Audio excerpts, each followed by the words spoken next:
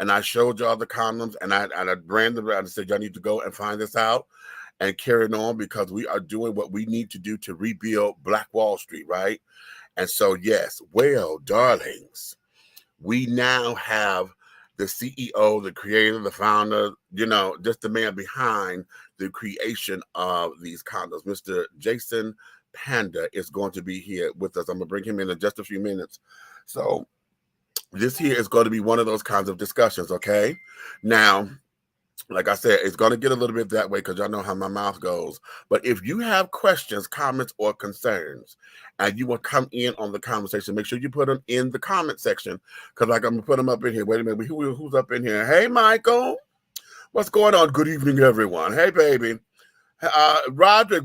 Roderick, now you and RN, honey, I'm going to need you to make sure you put some questions and stuff up in here from an RN's perspective. Now, listen, this is going to be part one of this series because we got Jason on tonight. They're going to talk about these condoms that can on and things. Next Friday, the 18th, we got Dr. David Melbranch. If you guys are not familiar with him, Dr. David Melbranch is an HIV/AIDS specialist. However, I think he's expanding his brand to where we're about Black healthcare and carrying on. So he's going to be here on Friday the 18th. So we're gonna hit this from all particular perspectives, okay?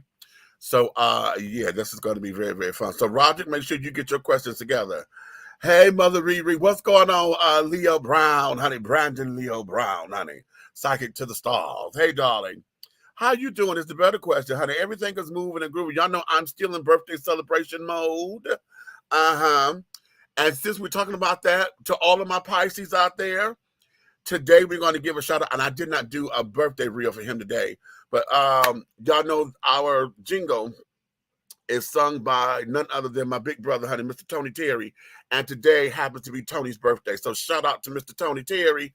And yeah, thank you for just showing us the love, child. Tony, that's my baby, honey. That's my big brother, and carrying on, and all of that. So let's get into it. Reg, you ready? Let me bring my co-host up in here. What's going on? But let me try to. I'm gonna work on that. What's the name in a little bit. Okay, he's sitting on the phone, so we're gonna mute him for a minute until he hang up. Okay, and Nikki's on her way in. She's we just came back from the game, so she's reorganizing. She'll be in a minute.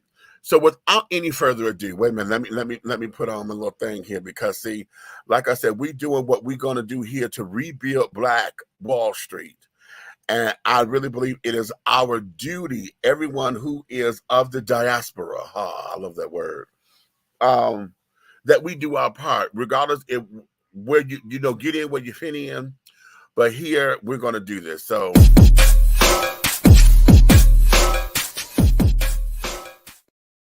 Yes, rebuilding Black Wall Street, my darlings.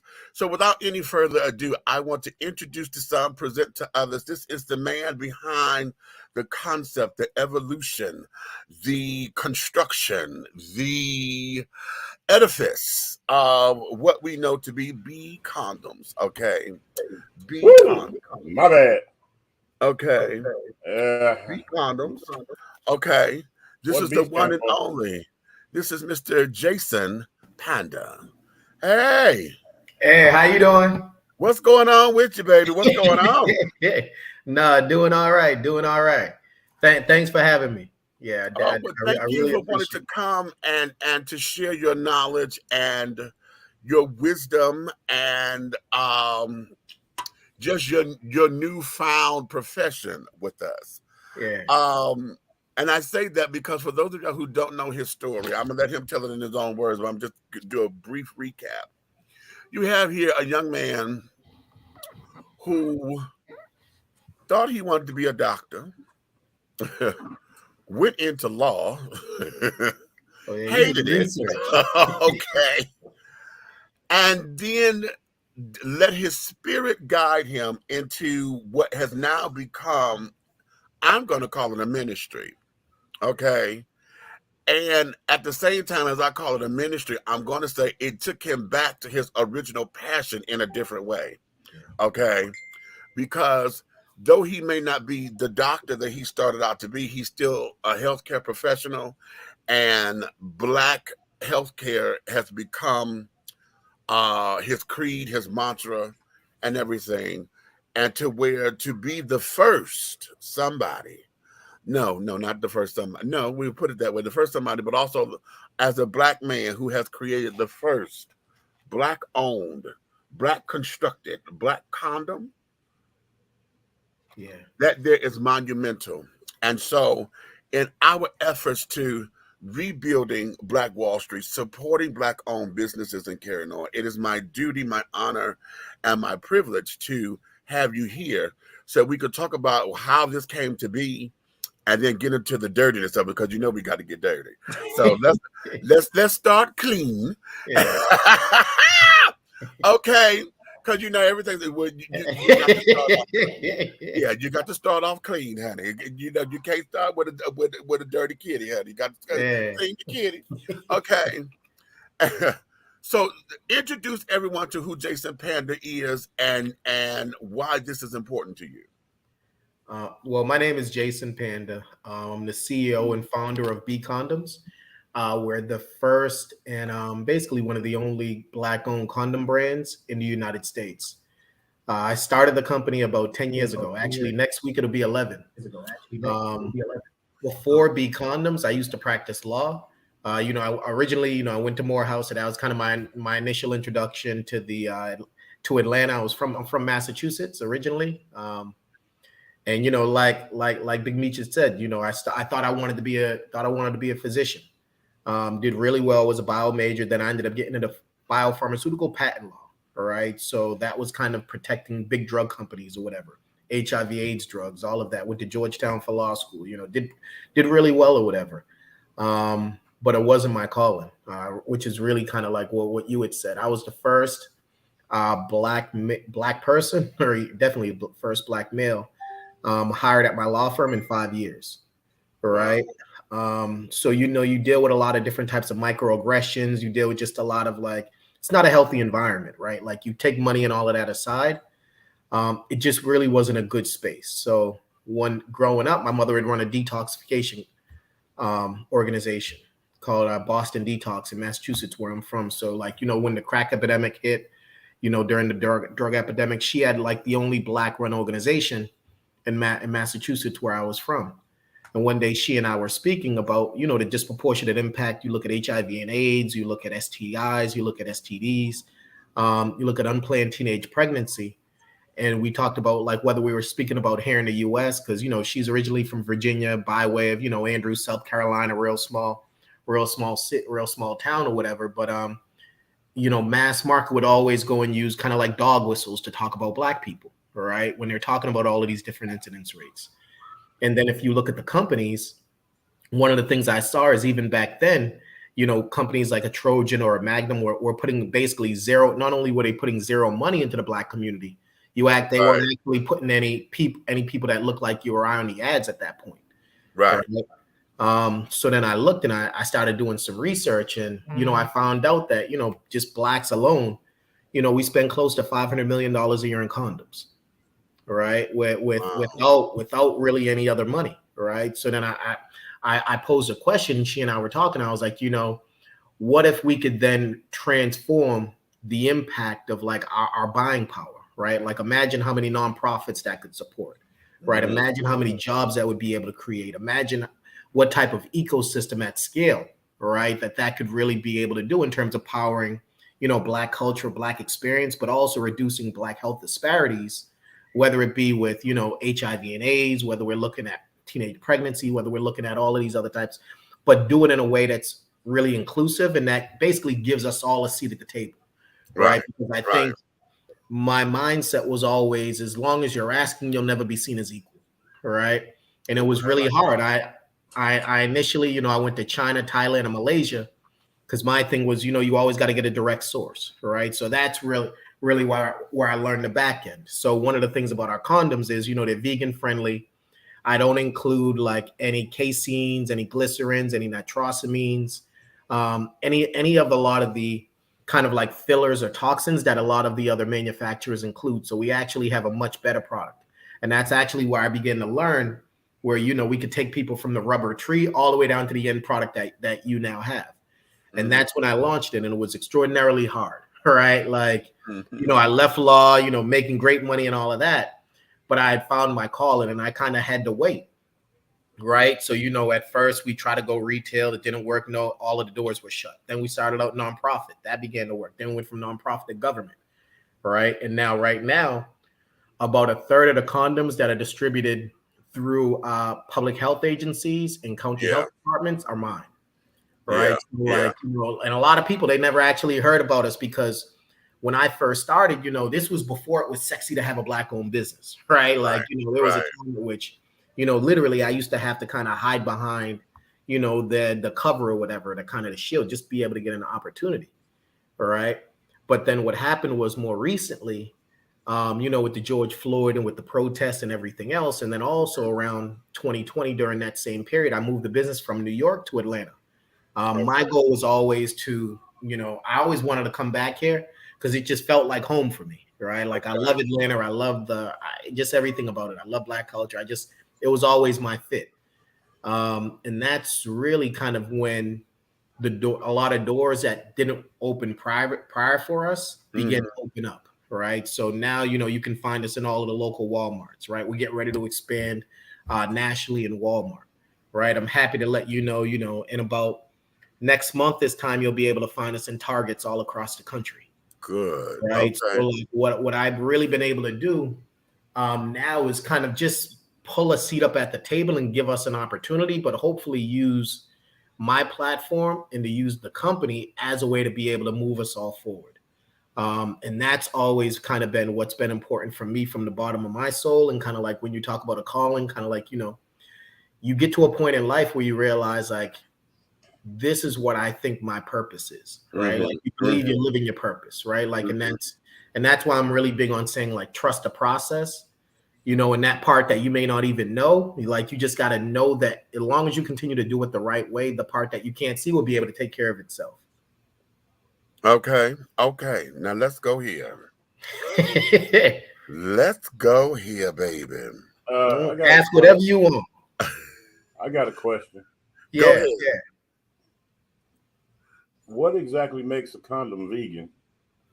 So that's actually a really good question, right? So one of the things that happens, and excuse me if I kind of like use like a drug reference or whatever, but my competitors, right? Like you imagine like people know kind of like if you got like cocaine, like people chop it up or whatever, right? They add different fillers, right? So what happens is, let's say you're able to take that raw latex, right? You'll be able to make more condoms off of a concentration than you can if you add in all of these fillers, right? So a lot of these fillers that I just mentioned, whether it's like casein, which is, it comes from like the cows or whatever. The intestines of the cows, Exactly. So what a lot of my competitors do, right, is they'll say, okay, we have this all natural rubber latex, right? And then they'll mix it in with all of these fillers, thus allowing them to be able to make more condoms with the same amount of latex or more condoms with less latex than I would be able to make because they're chopping it up, right? So what, and that's where it's really interesting, right? Because one of the things that I pride myself on is I'm like, our condoms are odorless, right?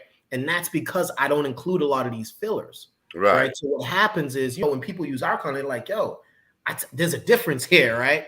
And the difference is, a lot of people's bodies don't respond to them. So a lot of people think that they got like latex allergies, right? When it's not the latex, it's all of these fillers and toxins that all of our competitors are adding to the product, and not actually that raw latex. But because we never controlled the supply chain, a lot of us never even knew, right? So that's also part of the reason, you know, when I say like our condoms are like vegan friendly, right? That like ours are actually different from a manufacturing perspective. Wow. All right. Eric is asking, okay, is gelatin used in the regular condom as well? No. Okay. So now let's go here, because one of the things about this particular business is that, of course, we are dealing with men primarily. Okay. Before I get terribly that way, are you looking to expand to have your version of the female condom as well? Not at this point. And I'll tell you why. The female condoms almost exclusively controlled by FC2, right? Like they have a monopoly on the market, right? So I've actually looked at getting into that space, but I got blocked, from a lot of the FDA.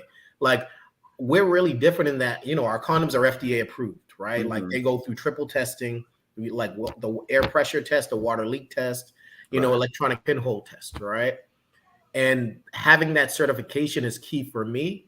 And the only way I'd be able to like distribute like the FC2 would be able if I could get the federal government to be able to approve it. And they're not they basically closed out that market for the female condom. That's why there's really only one provider. Oh wow, that's very interesting.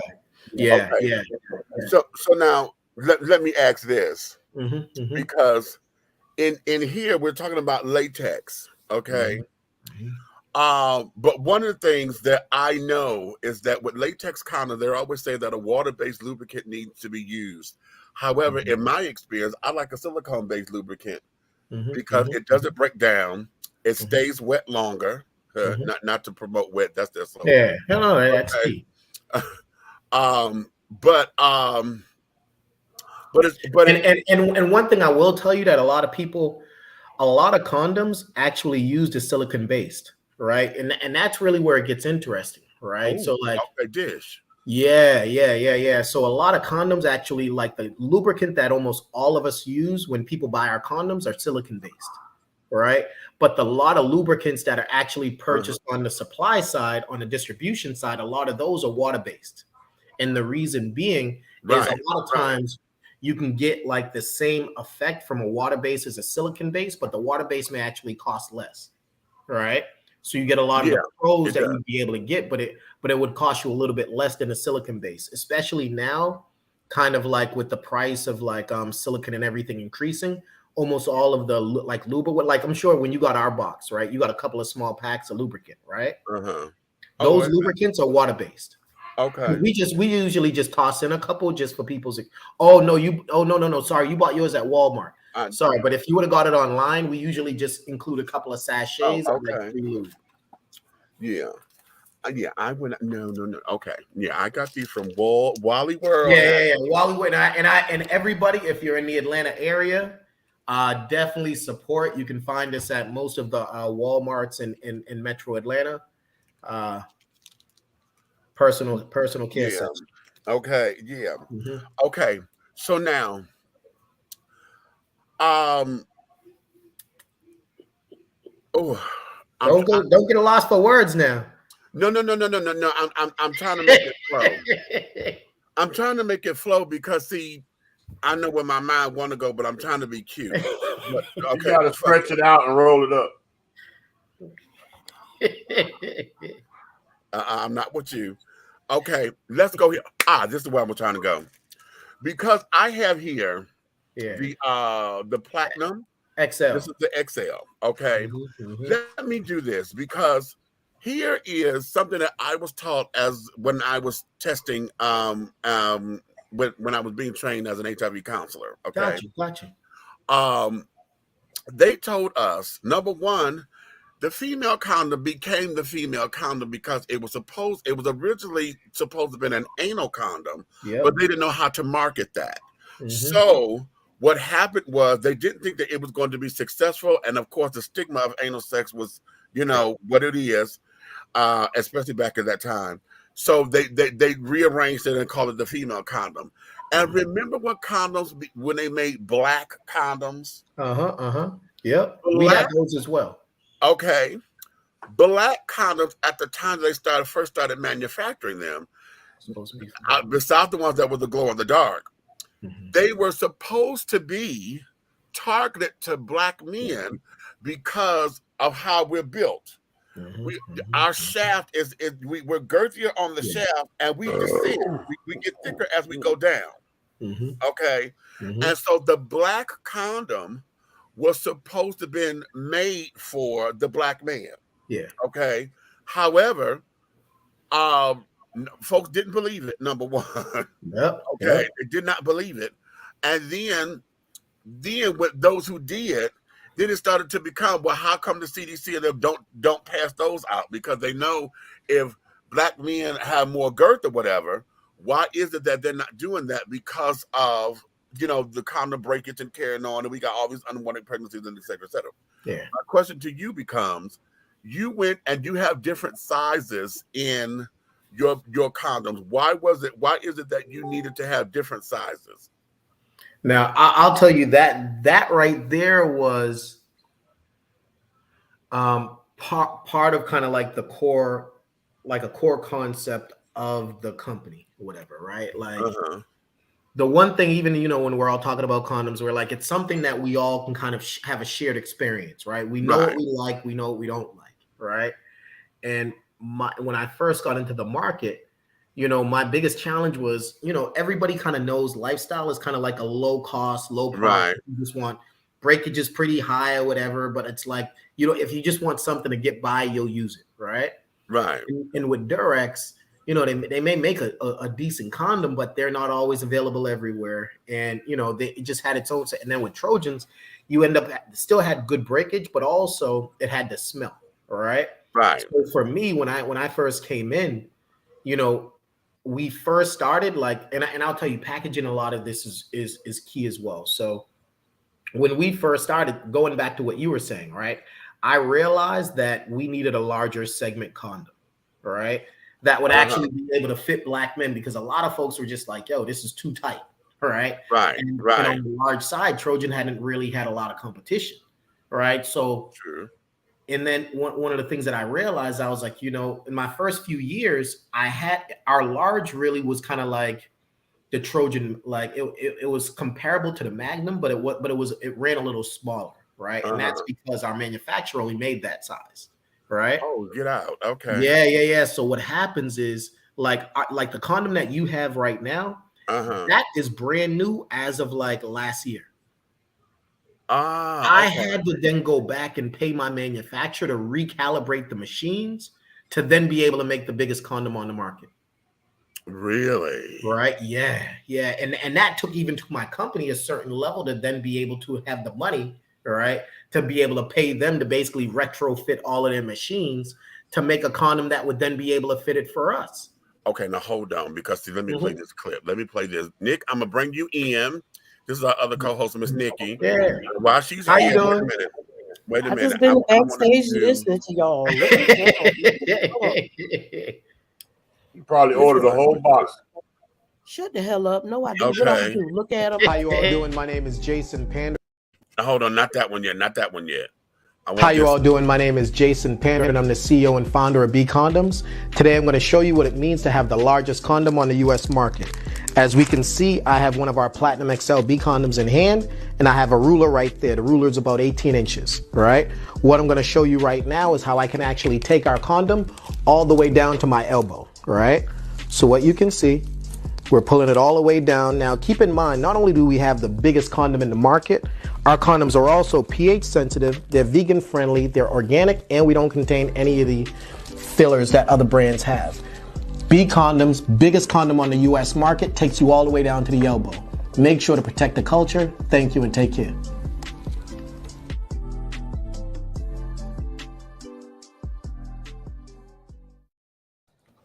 Okay. look at Miss Nikki. Because now listen, because now we're finna get nasty. Yeah. I knew that was coming. I was trying to get in here before they got there. See, here's where it is. You said you was coming before you got here? I know. I'm not even looking at you tonight. I swear. In the S&M community and carrying on, and those who are into fisting and carrying on. Yeah. What? Fear. No, there's a segment. There are people that like that. Yeah. We know. When I co-hosted on Helena's show before, they was talking when the guy came in and he talked all about that. I was like, wait a damn minute, pineapples. That there is because I know folks that have gone up to the shoulder blade. Okay. Okay.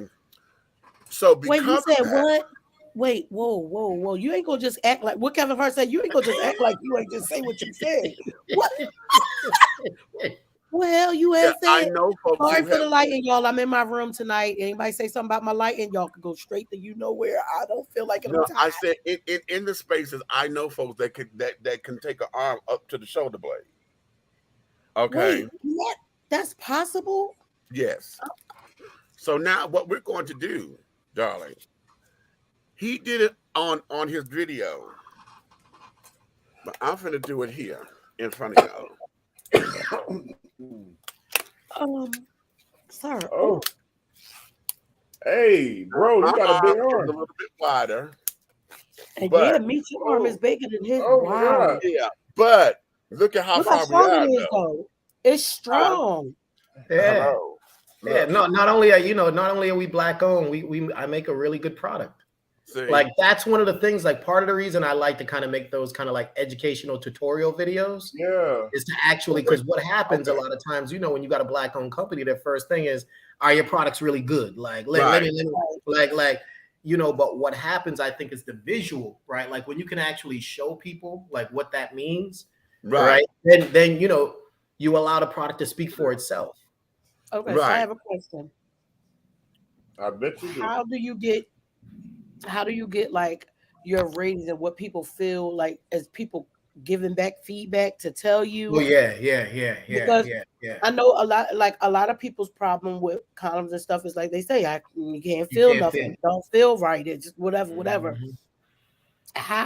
What role does your company play in that, like with the actual sensation of it all? So the good thing about ours is because we end up using a higher concentration of like all natural latex and we don't do a lot of the fillers, the experience with our condom is actually a lot better than a lot of our other competitors, right? Not to mention we use a thinner grade of latex, right? Okay. So the combination of those two is actually, and it's been an evolution to get to that, right? Like one of the things that I mentioned was even like our XL, the one that, Big Meech has right now. We didn't offer that before, right? We had we called it like an XL, but it really wasn't. It wasn't that big. It was more like a large, right? Yeah, I was listening to you. I was backstage listening. Yeah, people will tell you what they like and what they don't, right? And they and our feedback at that point was, Jason, like I like what y'all are doing. I like your cause. I like all of that, but like you need to come a little bit bigger, right? Like there's reasons why outside of everything else why we go with the condom that we have, right? So that's like that type of feedback is really good for us because then we go back to the drawing board, right? So like even if you look at like the products that we offer online on our website versus like in store, right? Now on our online we have like 13 different types or 12 different types of condoms. So we have the ribbed, we have the studded, we have the thin, the sensitive. We even got a snugger fit, right? For really small penises, right? Because you got to think there's a segment of people out there, like everybody ain't going to be, Mr. Marcus, right? Like, about it. Even though everybody wants to believe it, right? And then we don't want slippage, right? Like, it becomes an issue when with women, like they're like, man, the condom has slipped off inside of me. Like, what's this man over here doing, right? Like, so you end up dealing with all of these, but there's also a segment that like, there's a reason that people pull out and it kind of goes into their ego. It goes into their masculine nature, right? Like wanting to be more of a man, right? And I think that's a lot true, whatever, just within Black culture, whatever as well. But like, that's why I realized I had to offer the full variety, right? And in offering the full variety, and everybody can find what's best for them.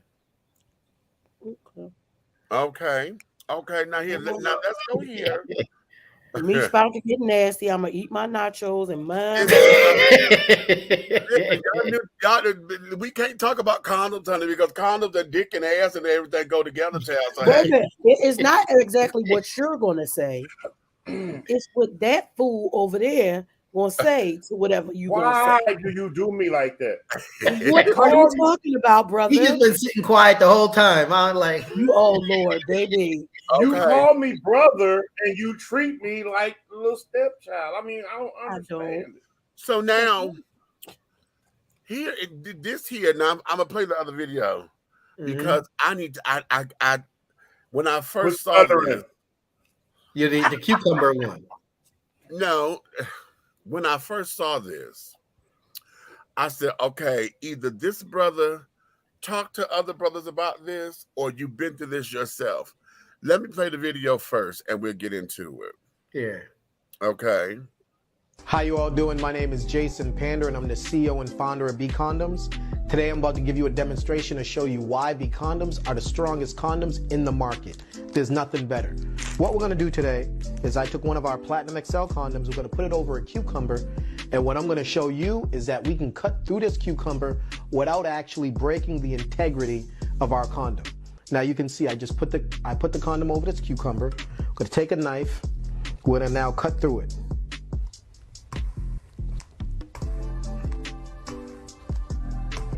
We don't have any of the toxins that you'll find in other types of condoms, like the caseins, the glycerins, the glutens, any of those. That's why our condoms are odorless and they're tasteless.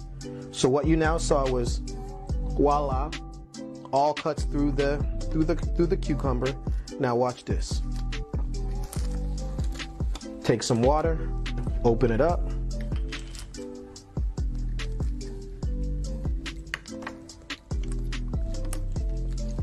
No holes. This is what you get when you purchase a B condom. The best quality on the market, black owned, and make sure to protect the culture with B Condoms. Nothing's better. Thank you. Jason PANDA tapping out.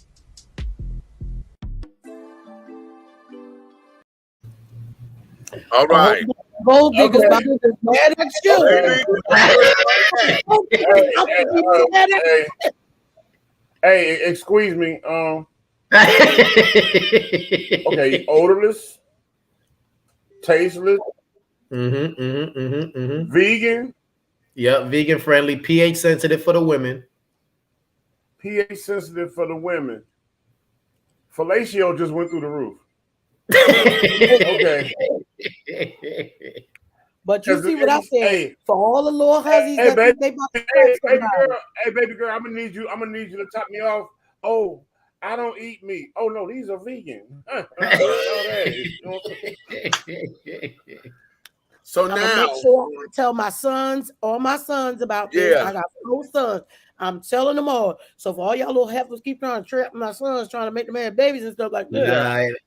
but You ain't gonna be able to do it sons now, you got? honey. this is why I asked, because I said either you've been through this, or the men around you have all talked about the fact that everybody tried to do that pen test and try to, pierce the condom so that they could trap the guy into getting pregnant or whatever. Because it's like, no, we got condoms, but no, it didn't break. No, because I grabbed it and did another, but she was sticking pins and stuff through it.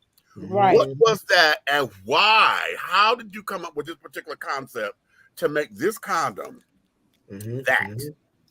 That was a genius move, baby. It was, I promise you. I told you I got 4 sons. That's right, because ain't no pubic hair that nappy. These streets ain't safe for y'all, honey. Yeah, not like my thing, right?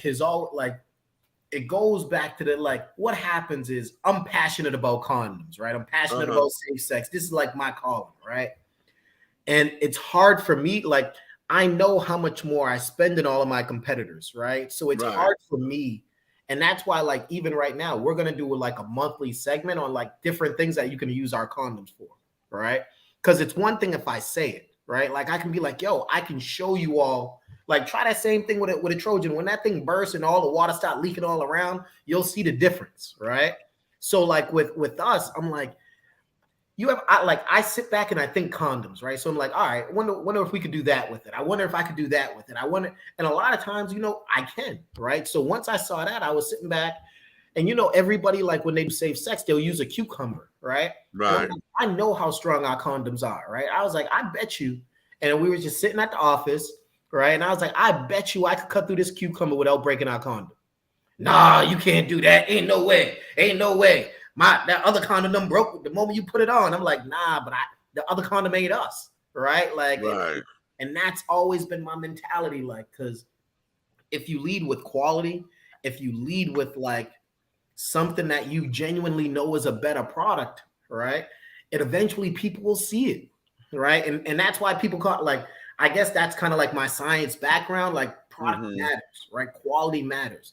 Packaging also matters. That's why if you look at the packaging, you'll see like you'll see the holographic box or whatever that I try to make it pop.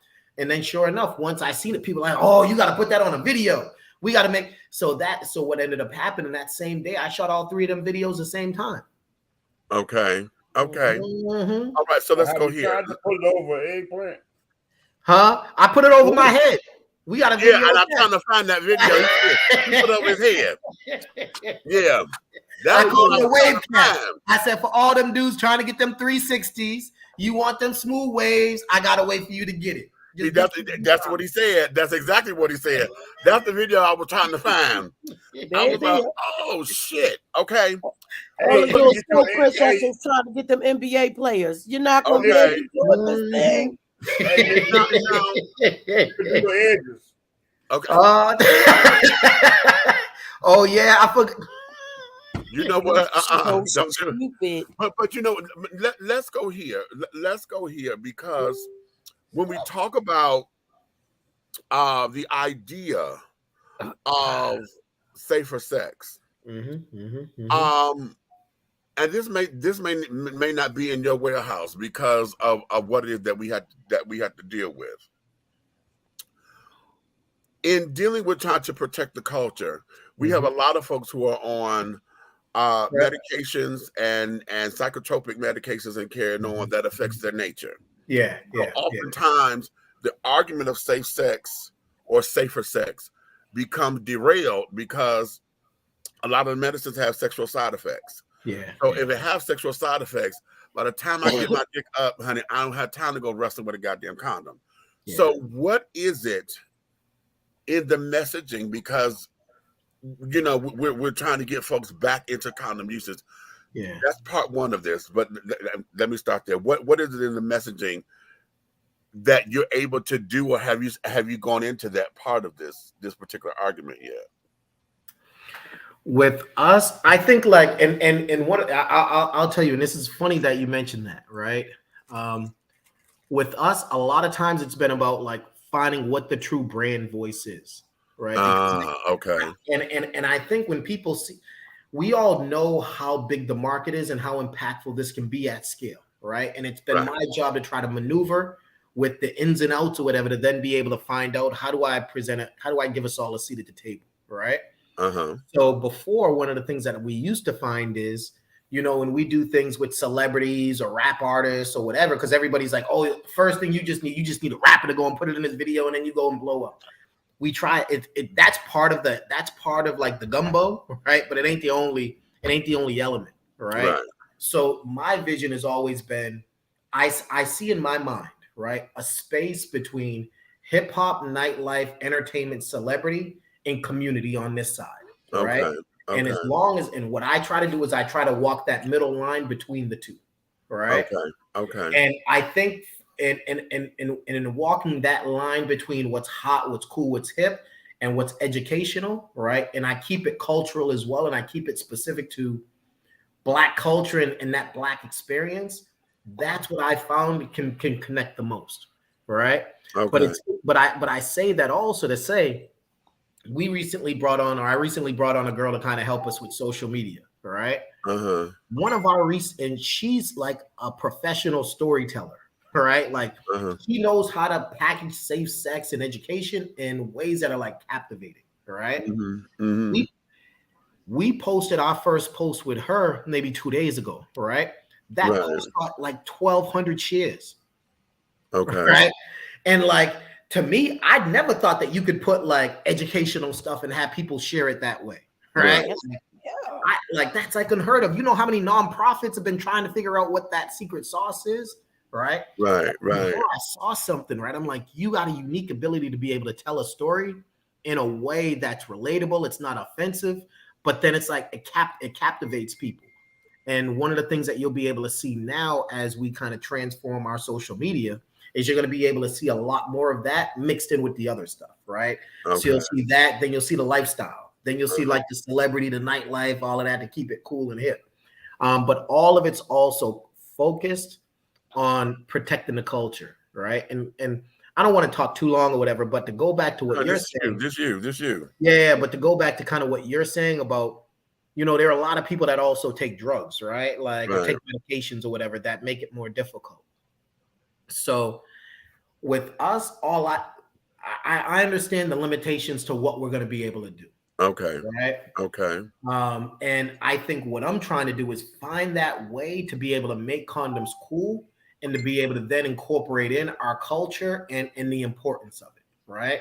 Now, later on, right, one of the things that I'm also looking at doing is like product extensions, right? Like, can we come up with all natural male supplements or female supplements, right, that can also be able to add value to that experience, right? Okay. And I think that's where when I look at the broader brand, you have our messaging, you have our product, but this is to me is like phase one. And I feel like in my mind where I'm trying to take this is to be able to then carve a real space within Black health, right? Okay. So like I see like kind of how Anthony Bourdain did it with food, kind of like being he'll bring you in with food, but it opens up everything else. Right. What my broader and much bigger vision of what my like what my North Star is, right? Is to use this as an entree for everything else that we need to do around Black health. Why? Because condoms and sex is the one thing that we can, that somebody, a 13, 14, 15-year-old girl or boy has an experience that's comparable to somebody, 80, 82, 83, 84. They're all having sex. So it relates to everybody at a different point in life. Right. And it can then open up so many different discussions, whether it's in the beauty salons, whether it's in the barber shops, it can then open up so many other aspects. And that's really where I kind of work to get towards. Okay. Now let me flip the question on the other side, because that may still remain the answer. But the flip side of the question is, in a culture now where raw is law. Yeah. People don't like using. Okay, raw is law. We have everybody on the OnlyFans pages and just for fan pages and carrying on. Prep. In this particular stage now, to where we're in the age of prep, and everybody believe now that because they're on prep that they don't have to use condoms and stuff anymore. Yeah. As a businessman, how is it that you're able to find your niche and because that's your competition there? Raw is law is your competition. Yeah. You know what I'm saying? Yeah. So how is it that you're able to navigate those waters? I think with us, regardless of what condom company it was going to be, that was always going to be a competition, right? Because people just inherently believe that like condomless sex is better than condom sex, right? So I think when I look at it, I worry less about condoms versus condomless versus I see an opportunity to be able to carve a significant segment of the condom buyer out of that mainstream market into ours and then leverage that to move culture forward. Got it. Okay. So like my thing is when I look at the condom market, like I mentioned earlier, 40% of the condom market look like us. Right. And you're talking about $1 billion market, right? Over $1 billion a year spent on condoms. So when I look at it, I'm like, my competition, when I'm able to, and I understand how Black people move, like, there'd be no Barack Obama president without like an Iowa, right? Without kind of like, when we move in mass. We're going to get 90%, right? And that's always been my mindset. Like, Jason, continue to do the work, continue to build, because when I finally get on my blowhorn, right, and I broadcast it out, and I got the track record where people can see that I met and I said it all along the way. I'm sure we're gonna move in mass, right? And then Jason, I'm not trying to cut you off, brother, but I've been known to have a marketing and branding monster type brain. When it comes to different people products, and I really don't care about sharing with my own people. I do believe in the product and what you're doing, but I'm gonna hand you this right here. This is a jewel I'm gonna hand you. All right. Look for a branding and marketing campaign in the urban wear departments of America, where it's in the stores, where the gym shoes, jerseys, and the hats and the doggone jeans are worn, where it's under the accessories, under the cabinets, right there in the front when you're checking out. Look to see if you can be the first to put that in those stores, because of course, when you look at the doggone stock exchange and everything, that's where our dollars going. 175% of the black dollars are going into clothing. Yeah. So imagine if you're right there for that last piece of accessory when they're buying a pair of socks, shoestrings, and a hat to go with the outfit. Got you. No, I appreciate that. Yeah. Because and one of the things, and that's interesting. Like last year, we did a collaboration with this brand called Two Loans, right? So one of the things that we'll do is we'll do kind of like a special packaging, kind of like like the Rap Snacks model, right? Right. And because I saw that, like the same, like I look at like Supreme, for example. Supreme would do like limited edition launches, right? Right. So what my plan was is as we get bigger, we can go and do like a special edition with a bigger celebrity, but benefiting some community initiative where they're from, right? So let's say like, we could launch, we could collaborate with like a Jay-Z for like a Brooklyn specific campaign, right? Where the nonprofit would be able to benefit from Brooklyn, but we would sell them as like a limited edition online on our website only. So we control the distribution, right? And that's been one of the other aspects. So I mentioned Two Loans because one of the things, like they're probably one of the hottest kind of like Southern streetwear brands, right? And like all of the hood is like, they got like their T or whatever. And a lot of the hood or whatever, they're all, straight, gay, young, old or whatever. Like a lot of them are kind of like, they're wearing that brand. So that was one of the collaborations that we had already done. And that literally opened up a lot of Alabama for us because they were from Alabama, right? And so like I realized how similar to like what you're saying, but you're saying it from like a corporate perspective. Just be available with it, because that'll make it easy to get, right? Like if you get into a DTLR, or jazz, if you get into those people, then automatically it becomes a corporate decision with them.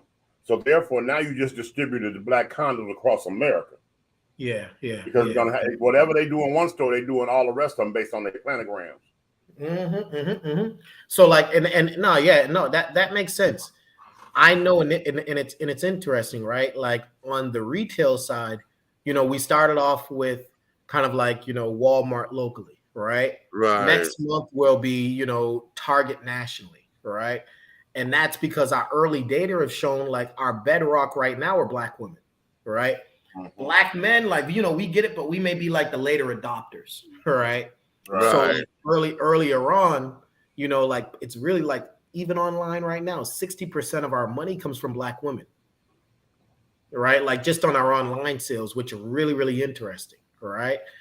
So that's also kind of like part of like the business part. It's like, all right, stick with black women, right? They'll be able to get you here, and as you grow bigger, then you can be able to take on the Magnums of the world and all of those, and the bigger brands or whatever. But I definitely see and agree with your strategy though. But I think that plays in when we start going to convenience stores as well, right? Because what happens is we did kind of like spot tests, right? In convenience stores, the reason why I'm not really available now is when people go in, they make the decision really quick, right? And there's not a decision that unless it's not like a place where they'll take a lot of time to switch a brand, right? So when you're already going into the gas station, you already know what you're asking for. And a lot of them are run by Arabs. A lot of them are run by Indians and everybody else. And who knows where they're going to put your stuff, right? So when they go in, people are going to say, I want this, I wanted that. And then they put it down. So it's not really a place that you can get more branding unless you got the money to put posters and all of that stuff in there, right? So I think what my strategy has been is, do the 80-20, right? The Target, Walmart, Walgreens, CVS, right? The mass market, build in the mass market marketing or whatever. And then once we have recognition amongst our people, you take the streets overnight, all right? And that's when we would be able to hit all of the other places. But it's interesting from that perspective.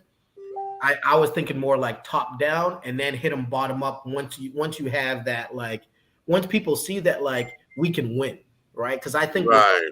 us, even the concept of having a black-owned condom company, right? It shifts. It's something different, right? Like because we never been in this space. And then I think what happens next is you got to act like people ask, is the product really good enough? You know, Trojan and all of them, they're billion-dollar companies. How's this small, like mom and pop or whatever, going to be able to do it, right? But what happens is as you rack up wins, people start believing. It's kind of like Barack Obama. Like he gets Iowa, then he gets New Hampshire, then he takes it to South Carolina. By South Carolina, boom, right? Then he owns the market. Then he's running away with it. And that's kind of like politically what I've been trying to do here, right? And then I also got a little bit of luck, right? Not only am I launching in a Target nationally next month, Target put me on their board, right?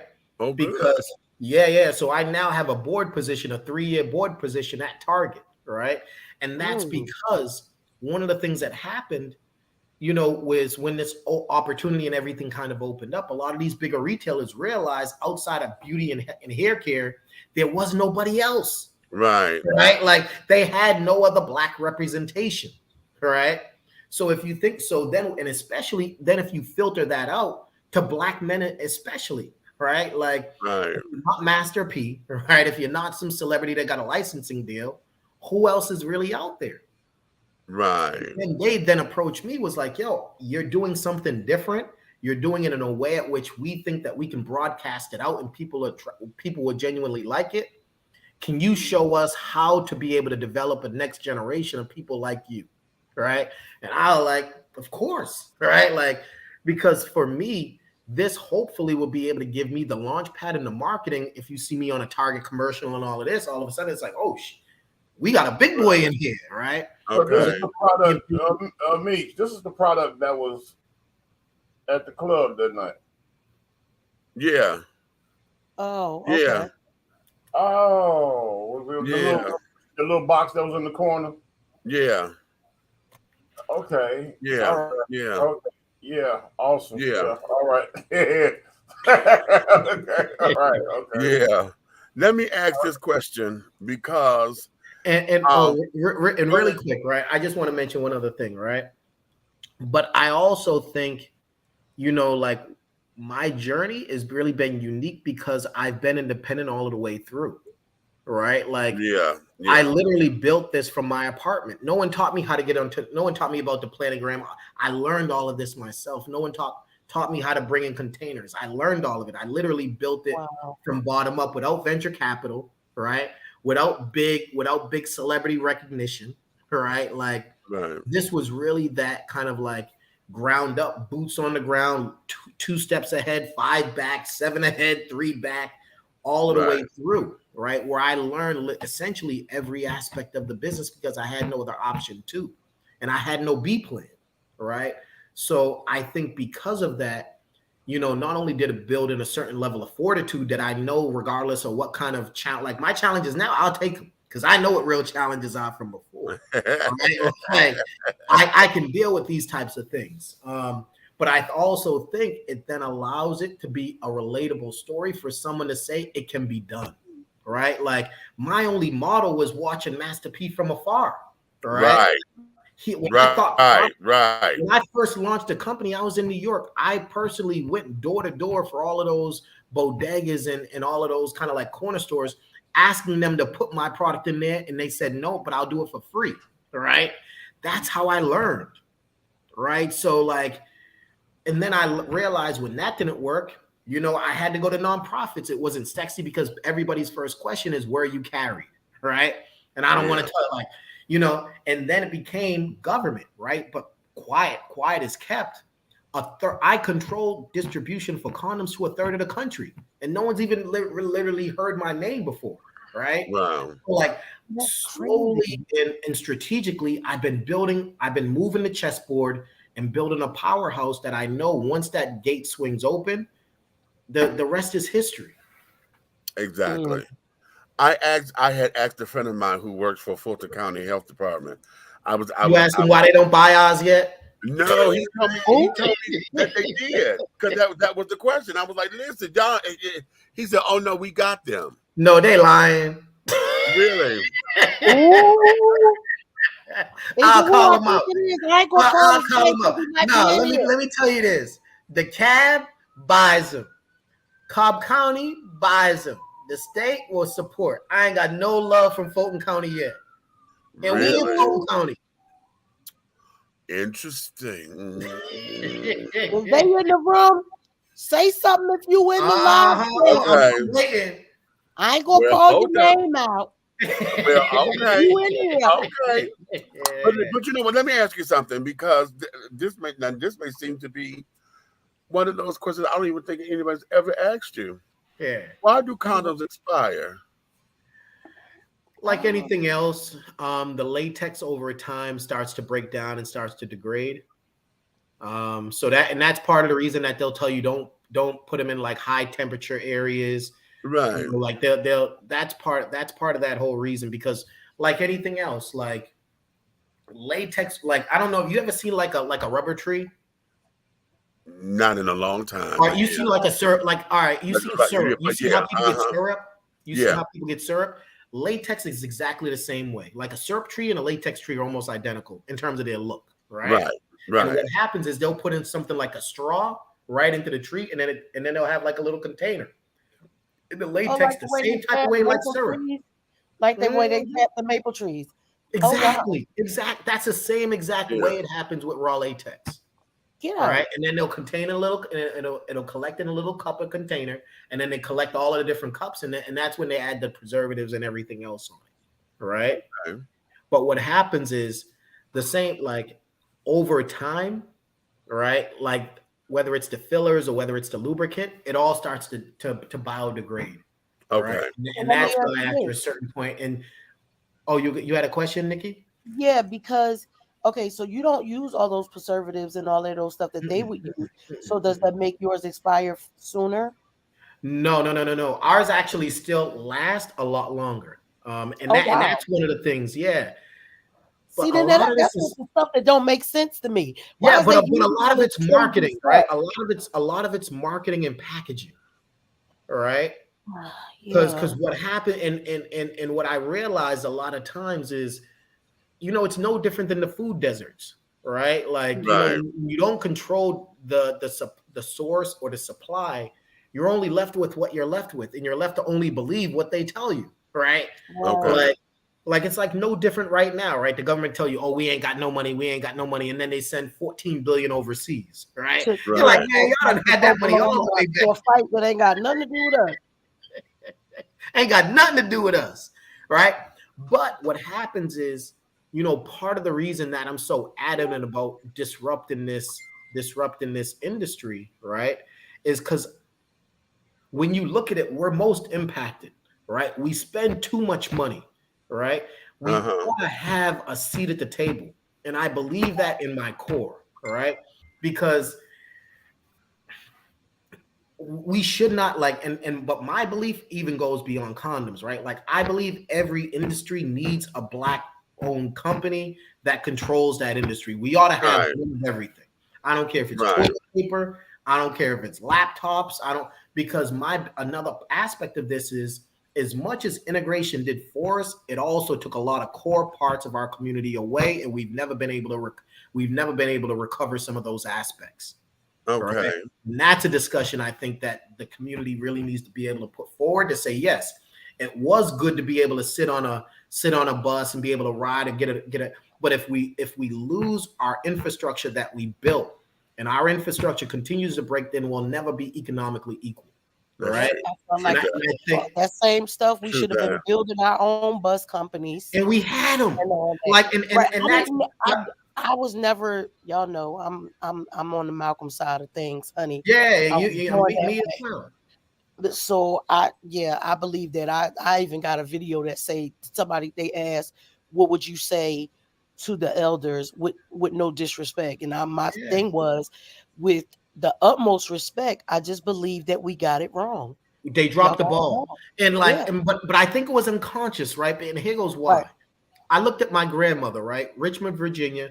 she used to claim, she used to pride herself on being like the first Black nurse at this one white hospital in Richmond, Virginia, right? But I think what happened is at all different levels of society, that generation was able to get some level of pride to be able to be like, I'm the Jackie Robinson for my area, not realizing by becoming that Jackie Robinson, you're essentially breaking down the whole infrastructure that we had been building post-slavery, all right?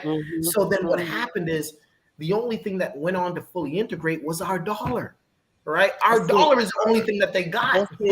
And then year over year, like, you got to think, how many Black schools disappeared within 5 years? How many people went from principals to paupers, right? How many people went from, teachers to like, to Amtrak, sir? Like, we lost so much of our infrastructure. We gave away, like, we had Black banks. I was gonna say, because we're all like, Meech is the first one, but I'll be 52 on my birthday. When I was growing up, every store in the neighborhood in Philly where my grandmother was all Black owned. All of them. All the corner stores, all the businesses, the tailor shop, the cleaners, the hat shops, the shoe shops, everything that we had was Black owned.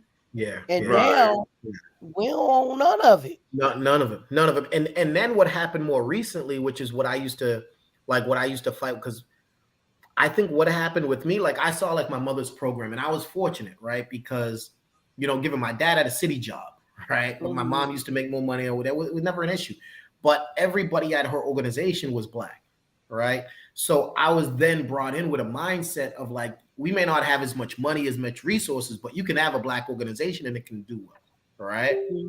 And I think one of the things that happened was over the last 20 years or so, it then became about, it's not about Black and white. It's about diversity. It's about internationalism. It's just not. But what that did is it just reset that pyramid where all of a sudden Indians went on top, Chinese went over top of us, and they just continue to build that totem pole with Blacks just getting pushed further and further, all the way back to the bottom, right? And then as a community, we don't realize, and I say this all the time, like when we get upset about something, okay, I'm getting to the point where I'm like, yeah, burn the shit down too. But at the end of the day, the only way things will change is when you stop giving them your money. It's always been economic. That's the only way it's going to work. Everything comes down to the dollar, right? And that's why, in my mind, we need to be able to control the dollar. Right. And the more that we can control our own economics, the more powerful. Remember, I'm sure, like, look, 10 years ago, back when you used to watch The Simpsons, right? They used to have the Indian slushy guys or whatever. Now all of the Indians are running tech. They're running all of the hotels, and ain't no one making fun of them no more. Right. But what happened was, what changed? Money. Why do people respect China? Why? Because U.S. owns all of their debt to China. It's economic, right? And then economic begins to, like, and that's why everybody, they're like, yo, I want enough money. I want FU money, right? Where I got enough money where none of y'all can impact my life because I'm good regardless, right? Right. And we ought to have that. We have enough in our community and in our ecosystem, but it also takes a level of breaking down lessons and patterns that we've had for that just came down from our parents and our parents' parents, like the idea that it's not possible. Right. And I've always believed that it was possible. Right. Like, but it takes a few of us to then be able to make it through, but make it through with the mindset that I'm opening this door to bring other people along. Right. Because nothing hurts me more than you put somebody in place and then they get frozen by the situation. I don't know if I can help you out because, I don't want to put my job at stake. I'm like, then why are you in that position? Right. Like, don't give a Black man a job just to have a Black man in there. So and that's what happened with a lot of these diversity positions. Right. Like, all that did is gave people cover. Let me ask this. Because of the fact that your brand is condoms, this is putting you in the sex industry. Yeah. Okay. So now, dealing with that, has there been backlash or any negative backlash? Because right now, as far as marketing and stuff is concerned, I'm sure, you know, if there was a plan to talk to all the hookers and, you know, the streetwalkers and the porn stars and this, that, and the other, you know, have you experienced any kind of negative backlash because of the fact that, hey, yeah, this is sex? Yeah, okay? Yeah. I think what I huh? You got a whole. How many come in the box? This one here was 12. I got 12. I got 12 in the box. Oh, yeah. You know we got issues. I'll tell you. So maybe he went to BJ's and got the. No, I don't have issues, honey.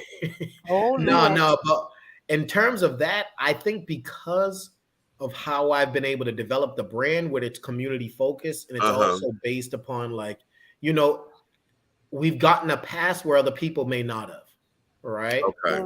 Because you got to think, like, it's one thing if I'm like every day I'm in Brazzers and every day I'm in X videos and I'm just trying to sell sex, right? Like, but there's a balance that I think I take to it where it's kind of like cognizant that, like, what I've always tried to do is just get people to have that open and honest discussion, right? Like, and I'll tell you what the interesting thing is, we got nominated for an X-Biz Award, right? And I rarely do stuff in the adult side. Right. But what happened is a lot of the Black adult actors, that's where they first heard about us, right? Because there's a shared Black experience across all levels, right? Someone was saying that another way of marketing that would be great would be marketing to the legends of the adult industry, like Shawn Michaels or yeah. Let me tell you this. One of my closest friends in the adult industry is Mr. Marcus. When I was out there in LA, it was he and I hanging out every day, and I met him 5 years ago. Heterosexual husband. Huh? Oh, that's one of my heterosexual husbands. But I'll also tell you part of the reason that I would also never turn my back and like when I say have a seat at the table for everybody, I'm talking about gay, straight, I'm talking about young, old, I'm talking about sex worker as well as people that ain't having no sex, right? If you're Black and you're serious about moving culture forward, I want your advice and I want you to have a seat here, right? And then I'll take and I may not always say the right things or do it the right way, but Nikki got a question. Knows me, huh? Nikki got a question. All right, Nikki. I don't have a question. You I know you was gonna say something when you said the people that ain't having sex. Shut up. No, let me tell you.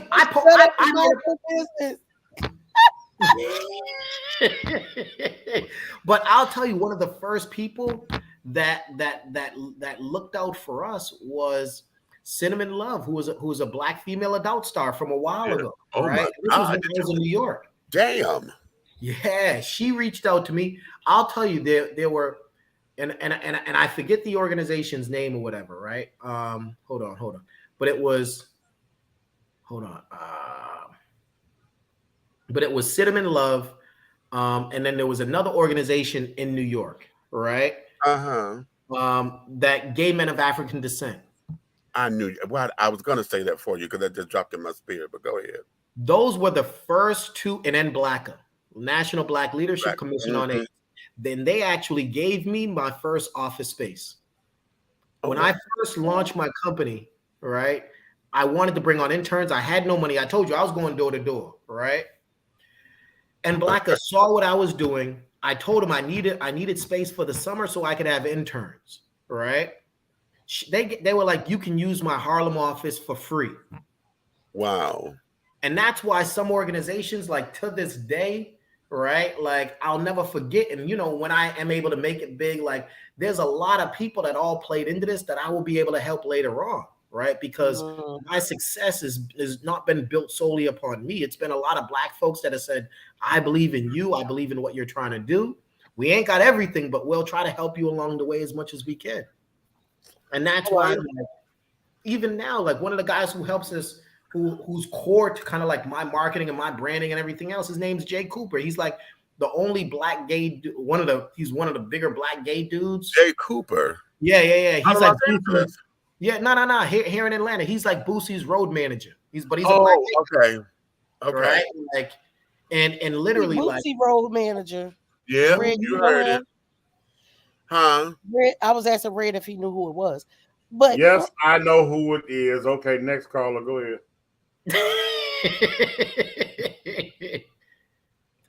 All that shit Boosie be talking. Oh, we gonna cuss his ass out. I'm just saying, those are my friends over there, and I'm just saying we gonna cuss Boosie ass out. All that mess he be talking. We'll see. No. Anywho, go ahead, Jason. Yeah, no, but I say that to say, like, you know, I for me to be successful, right, I need to be able to make sure that the brand reflects the core aspects of Black culture, and we're all different, right? Like, you know, we all have different tolerance levels. Some a little bit more freaky, some a little bit less freaky, some into this, some into that. Like, but at the end of the day, my core focus is moving Black people and Black culture ahead, right? And I don't like, that's why, like, I don't discriminate against folks. I'm like, if you got an idea, I may not agree with it all the way, but like, let's sit down and let's see how we can collectively come together so that we can all move together. Because if we only hold ourselves back if we can't come up with them insular discussions to see how we can all forward move ourselves, because none of us have all of the keys. This is true. Now let me get in your business for just half of a second. Yeah. Okay. Just half of a second. I'm gonna ask you two questions. Mm-hmm. The first question is separating business and pleasure, and I'm saying this on my community, the Alphabet Children, because you're a very handsome man. Yeah. How is it that you're able to, you know, throw it off all of the whistle calls and carry it on, you know, because I know my people. Okay. I know my peoples and carry it on, and a lot of them they only gonna come up to you because you're cute, and you know, and they act as if X, Y, and Z, but you know, they just trying to see who can have you first. So how is it that you know, in dealing with, because this is a sex industry, how is it that, you know, you're able to separate yourself from the business aspect of it when everything is coming at you in all of that kind of energy, sexual energy, masculine energy, takeover energy? Oh my God, you know, the fantasizing energy. How was that for you? I just stay humble, and I also just keep it business focused, right? Like, there are a lot of I call them the double D dudes, dirty dick dudes, right? Like, there are a lot of folks that are like in the industry. They're here for the wrong reasons, right? Like, just speaking honestly, right? Like, I know how to just touch it on my sensitive areas. That's all. Well, I didn't feel a thing. Yeah, but what happens is, I think that, like, when people get around me, right? I'm not like this. I don't wear a lot of jewelry. I'm not a flashy guy. I'm not like an overwhelming personality where I need to be the center of attention. People that are able to kind of get around me and they meet me, they're like, yo, he's just a real good dude that's trying to just do what his calling is, right? Okay. And I always treat people with respect. And I'm not the type where, like, yeah, do I try to like have my little fun like everybody else? Yeah, like, of course. There's no way to separate. I'm not like gonna say I'm a Puritan, right? Like, but I also have lines at which I'm like, some stuff, if they ever say Jay, people just know that ain't him. Like, right. So, and I think that's how I've generally just gone about it. Okay, then the second question, of course, I'm back in your business. Mm-hmm. Quality control. Yeah. Product testers and things of that nature. Yeah. Okay.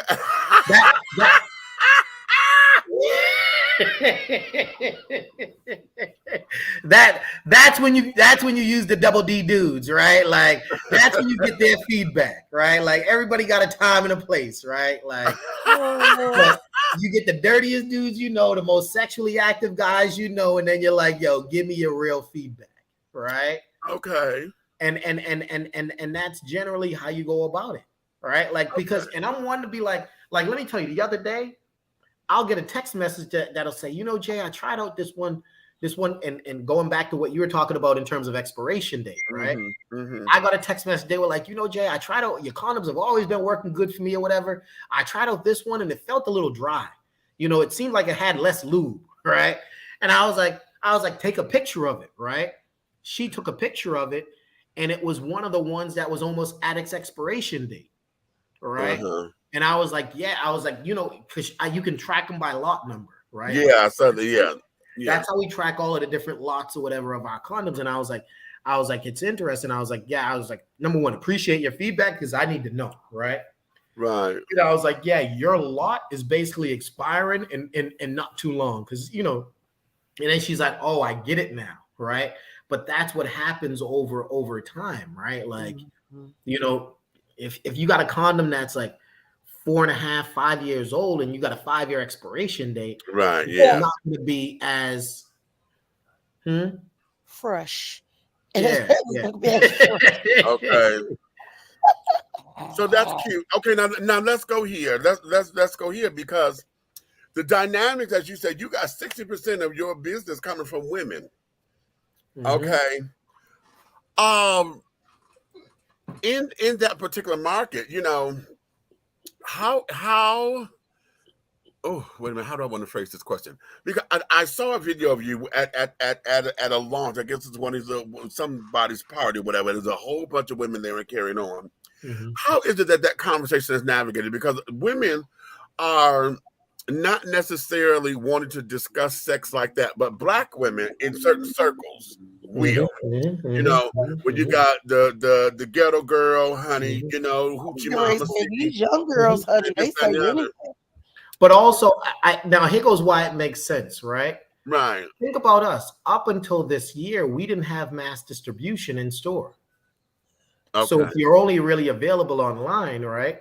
Women are more likely to plan ahead. The same type of way they'll buy birth control, you know, and we actually had to go, and we used to do like not surveys, but you know, you bring a bunch of women together and you ask. A lot of them will have like a night dress right beside their bed, right?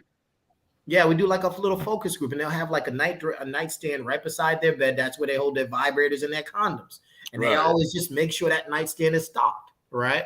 And because they plan ahead a lot of times, you know, because we were only really available online, it was easier for them to kind of always have ours, right? Whereas men, they'll pick them up on the gas station on the way, right? Like, and they're not as kind of like strategic, and I'm going to order, like, given now we got like a subscription model, it kind of makes it easy on people or whatever, but you know, they'll get theirs on their way, right? Like women.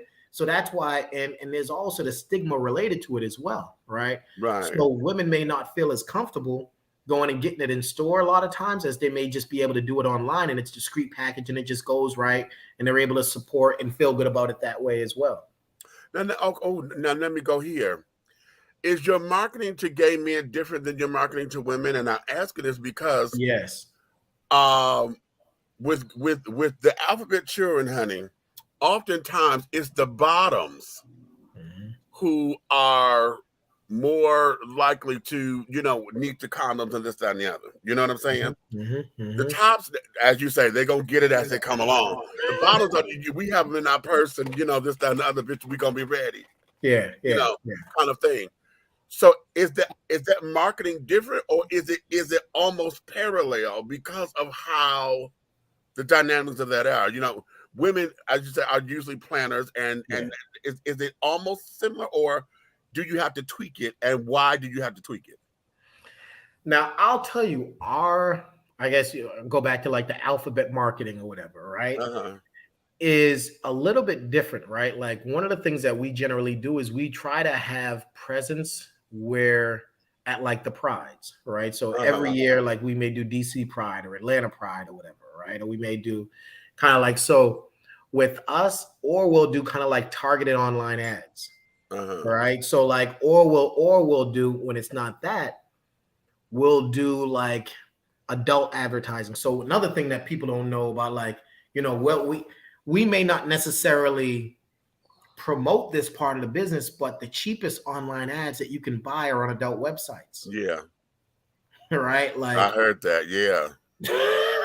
And if you're a small company with not a lot of money, right, and you need to get your reach in, right, and you're able to target, so you can target gay, you can target, you know, Black, you can target. That's what I was going to ask. Do you have a set target market? Because your spectrum seems very broad. but it's broad within Black, right? So like even like when we're talking to Target and we're talking to Walmart and everybody else, our discussions with them is we want to be within your Black set. Mm-hmm. Right. Exactly. Okay. So that's generally like, and what that then allows us to do is just focus on making sure we're connecting with Black people, right? Like Target, CVS wanted to go and test us and give us test our product, but they put us in all white neighborhoods. It's not going to work, right? Because we're not putting any money into that market at this point. Don't get me wrong, when I get big and then you get crossover. It's kind of like the Ciroc model, right? You consolidate Black, you get big, and then you can always go crossover and everything else. So it's kind of like pop music or whatever, right? But for now, I'm on a Tyler Perry circuit, right? Like I'm in Alabama, I'm in Mississippi, I'm in Louisiana, I'm in Tennessee. Circuit, baby. But that's how we've always been built, right? Like all my states, it's all of the southern states, right? Like that's our strategy. And then you get targeted marketing in the bigger cities, but it's in the Black neighborhoods, right? Like, and that's what it is. It's things that we need that is for us. It just puts you in the mind of FUBU, for us, by us. That's yeah, exactly. Okay. All right. So now, let me let you get ready to get up out of here because I can do this all night. You got me ready to do a daggone research paper on him. Like, I'm ready. Listen, I literally just got my say congratulations. My digital diploma came today. I got an MBA in marketing. That's dope. Marketing. So listen, I'm already out of school. He got me ready to go back in here and do a damn paper on his damn thing. Listen, I might use that for my writing sample for my PhD. Hats and t-shirts and stuff like that, marketing and stuff. Okay, well, hold on. Let me share the page because I have pulled up the website. I definitely share with all my sons and stuff like that. I'm not sexually active, so, but I guess I'm gonna put them in my nightstand. Now listen, this here, as he has said before, you know, the different brands or styles of condoms. You got the Supreme Black, the studded, the Snugger Fit. You know, and these are the different packs. You got the 10-pack and the 20-pack. Tropical colors. Why do you have tropical colors? Is that just for nightlife and being cute? Yeah, no, those are like, you know, some people want like the red color, green. To match the outfits and carry it on. I know we get stupid that way, but also it tends to heighten. It's mental. It's mental because my best friend and I, when we knew that we were going out on a date, our t-shirts would match our underwear. Okay, so we could have like a matching bra and panty set, kind of quote unquote. Yeah. And every time we would do that, we knew somebody was going to get done in or going to do somebody in or whatever. So, be as it may, but nonetheless, this here is part of what the website. Now, wait a minute. Wait a minute. This is just a condom. I had the merch thing. That's the wholesale. That's the contact. But yeah, there was some merchandise things up here where they had merchandise and things. Yeah. No, we with those, we'll just generally give them away. Like we have them at the warehouse. If y'all want it, I could send y'all a shirt or whatever. Like we stopped selling them a little bit early on now. Because we found that they were like for us, it was just easier we weren't making a lot of money on them anyway. So I just decided, I was just like, it's better for us just to go and include them or whatever. So like we give them to we have one of the largest student ambassador programs in the country.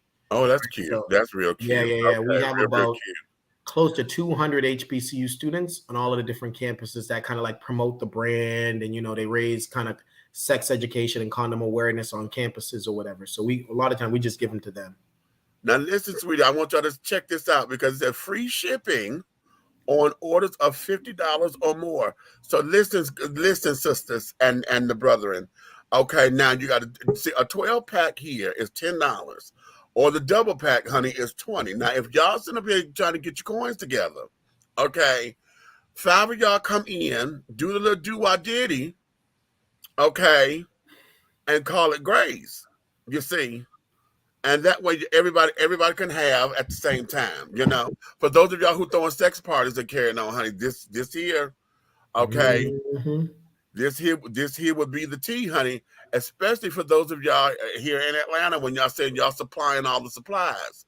You know, this here would be very, very advantageous for you, particularly those of you who either y'all big boy sex parties or if y'all body beautiful sex parties, and you're black, you're all black, no whites or whatever are included. If you want to be all black, then honey, come get your black on condoms, honey. How about that? Okay. But okay, we'll talk about that later because I'm telling my business. God damn it! Freak. How did you get bumped out? I don't know. Me and Xfinity gonna fight. It looked like stuff been getting knocked out. I don't know if the wind or what's going on. So now, where is it that you see yourself? And where do you see yourself growing? Because I see that right now we have condoms. I would love for you to get into condoms and lube. I saw. Wait a minute. There was a lube. Yeah. We got a lube right now. You know what I think. All right. Right now we offer about all of the different types of condoms. What I'm going to be doing is this year the focus is adding on like one more retailer, like maybe like a Walgreens or something like that. Going national in Walmart. And then adding a couple of grocery stores. Dig it. Right? Nice. And then what I'm also kind of planning is to get into, like we were doing some market tests with like vibrators and like the Tokyo Valentino stores. So like, you know, we're testing those out, but our supply chain just wasn't as strong with that. So I'm not sure if we're gonna. Before I kind of like mass market and grow it all the way out, I like to kind of test it out to see, you know, before. Right. Because you know we got to buy a lot of that up front, but I'm really looking at getting more into kind of like the health supplement area, both for women as well as for men. Okay, and then like maybe being able to offer like, because I think like when you look at the market a lot, there's a big demand for kind of like male enhancements, like a lot of them gas station pills. A lot of people are using them. All right. And a lot of people like chest headache, they give them the headaches, they give them the chest. I was getting ready to say they don't know what the hell in that stuff. Now, what seems to be your biggest challenge with your male market? Because again, you know, we got the Law's Raw children, we got those who are dealing with sexual side effects from medicines and carrying on. And then you have those who talk a good game, but you know, okay, yeah. But they're the ones who, you know, oh damn, I forgot it. You know, yeah. What is it? And then now that we're dealing with let's come out of the STIs for a minute, because we're in a world where the studies have said that poverty evokes sexual behavior. You know, a lot of the kids now that study came from the CDC, and they were saying that those who are poor, impoverished, you know, no jobs or whatever, this is why they end up having 16, 17 babies, because sex becomes looking for love. Right. Or they excel in that. See, a lot of folks, you know, sex, for me, sex is my addiction. So that's a whole nother topic, but I'm very open with that. So a lot of folks, because they're good at it, you know, this is where they excel. So now this is what keeps everything going, because now, you know, the whole self-esteem issue and this, that, and the other. So sex becomes their calling card. This is how I keep a man, you know, or bitch, you didn't suck his dick like I did. That's how come he over here. It becomes the clap back. It becomes all of that, you know. So dealing with the male side of this, what seems to be your biggest challenge? We're talking to the brothers, because we horrible at taking responsibility, it seems. A lot of it is like it's interesting, because what you say about in terms of like the alphabet community in the bottoms is also kind of like the role of the woman, right? Right. A dude's not going to wear a condom most times unless the woman's going to tell him like you got to wear one, right? So I think the large part of the strat, like, you know, you may later on, you may have issues of men trying to take it off or whatever, but I think the biggest decision maker, similar to kind of like what you talk about in terms of the bottom, is the woman. If you're able to get them to push it and to require it, dude's gonna do whatever he got to do. Right. So I think part of our backdoor strategy has been get the women, the men will adopt after. All right. Because and that's why I invested heavily to make sure it's pH sensitive, making sure it's friendly to women. That was going to be my next question, because what happens is, like, women's health is a real issue, right? And women, and they go to doctors. Black men, we ain't going to no doctor. Right. Like, there are other issues that kind of all compound in to kind of like when you filter through the black health experience. All right. Right. So that's why with us, we're like, the more we can get Black women to adopt, and the more that we know our product is better, they'll convince a dude to be like, yo, you ain't gonna use that other thing because that thing be messing up my body, and you're gonna have to use something, but you're gonna have to use this one, right? And because he ain't trying to use one to begin, right? But if he uses one, then he realizes like, oh, this is actually really good. Like, how you hear about this? And then she's like, oh, it's a Black-owned company on top of that. Right. And he converted somebody over. Right. You know, right? Will you be evolving kind of like the thinking behind that? Will you be evolving into the flavored oral condoms as well? Yeah, no, we offer flavored condoms right now. Really? Yeah. So we got like chocolate, strawberry, I believe like banana or like lime or one of them. Lime. Yeah, because what happens is we have tropical colors and then tropical flavors. So the tropical flavors have both color. Yeah, I see the blue pack is right here. Yeah, that's blueberry. So that's blueberry. You know what you should do? You should come out with a brown pack and make it peanut butter flavor and put his face on it. You know, we ain't had a peanut butter joke in a long time. We do have a brown pack, but it's called chocolate. It tastes like chocolate or whatever. Listen, we ain't had a peanut butter joke in a long time. Where you that from? See, you know, they okay. Okay. So you might as well come on clean with it. Okay. Reese's peanut butter cups, baby. Hey. Anyway, because I got some in the fridge right now. See, I like them. I got some in the fridge. I bought some at Walmart yesterday. They tease me because I take peanut butter and I eat it straight out the jar, but then I also use it as an accessory. No. My dad used to eat peanut butter. Yeah, because the eating straight out the jar is not the problem, because I do that too, especially the crunchy one. I eat that one straight out the jar. Yeah, I mean, eating it straight out the jar, that's a normal urban thing. Yeah, that my dad used to do it all the time. But eating it straight off another nigga, I ain't trying to hear. Oh, Jesus. Father God, well, fix it. Anywho, like I said, I use it as an accessory at times. Okay. Go on with anyway, let's get you back into your world, because see, this here is very astounding, and like I say, I'm getting to know you through this interview here. I would love to call you friend and brother, because I am just ecstatic that you have taken and created a product, honey, that is to move the culture forward, you know. Yeah. And in this case, it really means that, move the culture forward. I can't stand that phrase, oh, we're doing it for the culture, because it just sounds like, okay, it's replacing. It's a black thing that you can understand. You know what happens is, once it becomes it's ours, and then when the other people get a hold of it, then now it's a gimmick, and that's what always happens. Right. And so this here, because this is us for us, and we're getting into understanding our health with this, you know, STIs are still real, y'all, even though, you know, HIV, AIDS and stuff is, but syphilis is making a comeback. Gonorrhea has made a comeback. Herpes has made a comeback. As a matter of fact, my doctor told me that more black folks got herpes than anything, because a lot of us are vitamin D deficient, and because we don't get tested for it. You've been exposed to it forever. That's a special test that you got to take. You know, and so we as black people, many of us have been exposed. But Meech, I need to ask that question, because that just sparked something.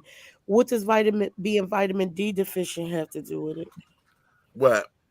You said us being vitamin D deficient. Yes. I'm not sure. I got to ask what the correlation is, but all of us with our vitamin D, you know, that there opens up and our skin and stuff becomes resistant. We can't, we don't, our white blood cells and red blood cells don't produce. Yeah, because I got to take vitamin D I have to take vitamin D once a week. Like mine is prescribed from the doctor, so I have to take once a week. And that's probably because you had a blood test and your vitamin D was low. Well, I got all kinds of stuff wrong with my damn blood. But I'm just telling you, they probably found a deficiency in your vitamin D. Yeah, no, I know. I've always had it. It go along with my sickle cell and stuff. But I was saying with the STI thing, I was wanting to know what the correlation with that was. Because it's another one of those things that help you with immunity. Exactly. And if your immunity is off, then you can't fight off. Okay. Exactly.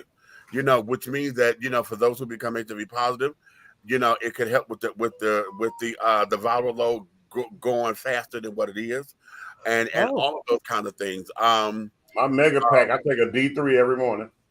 Yeah, I do too. Because I'm and it's funny because we love being outside and we don't burn as easily. Well, we burn, but not as easily, you know.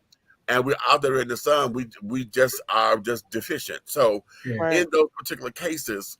You know, this here is about moving us to the goal line. Men, you know that sex is required for us. Sex is, well, not just sex, it is ejaculation. Ejaculation is required for us because just like a woman's period, ejaculation is our period because that helps to regulate our hormones. And lower prostate cancer helps with that. And reduces prostate cancer. Yeah. So that's why, for those of y'all who don't understand why men always get, you know, that's part of the hormone thing that we go through. Okay. And so it lowers prostate cancer for ejaculation. Well, so the ejaculation process it lowers the prostate cancer thing. Is that what you're saying? Yeah. Understood. It lowers the risk. Yeah. Okay. Yeah. Well, no, it's funny. I actually, like, if you go to our Instagram, it's at Do Condoms.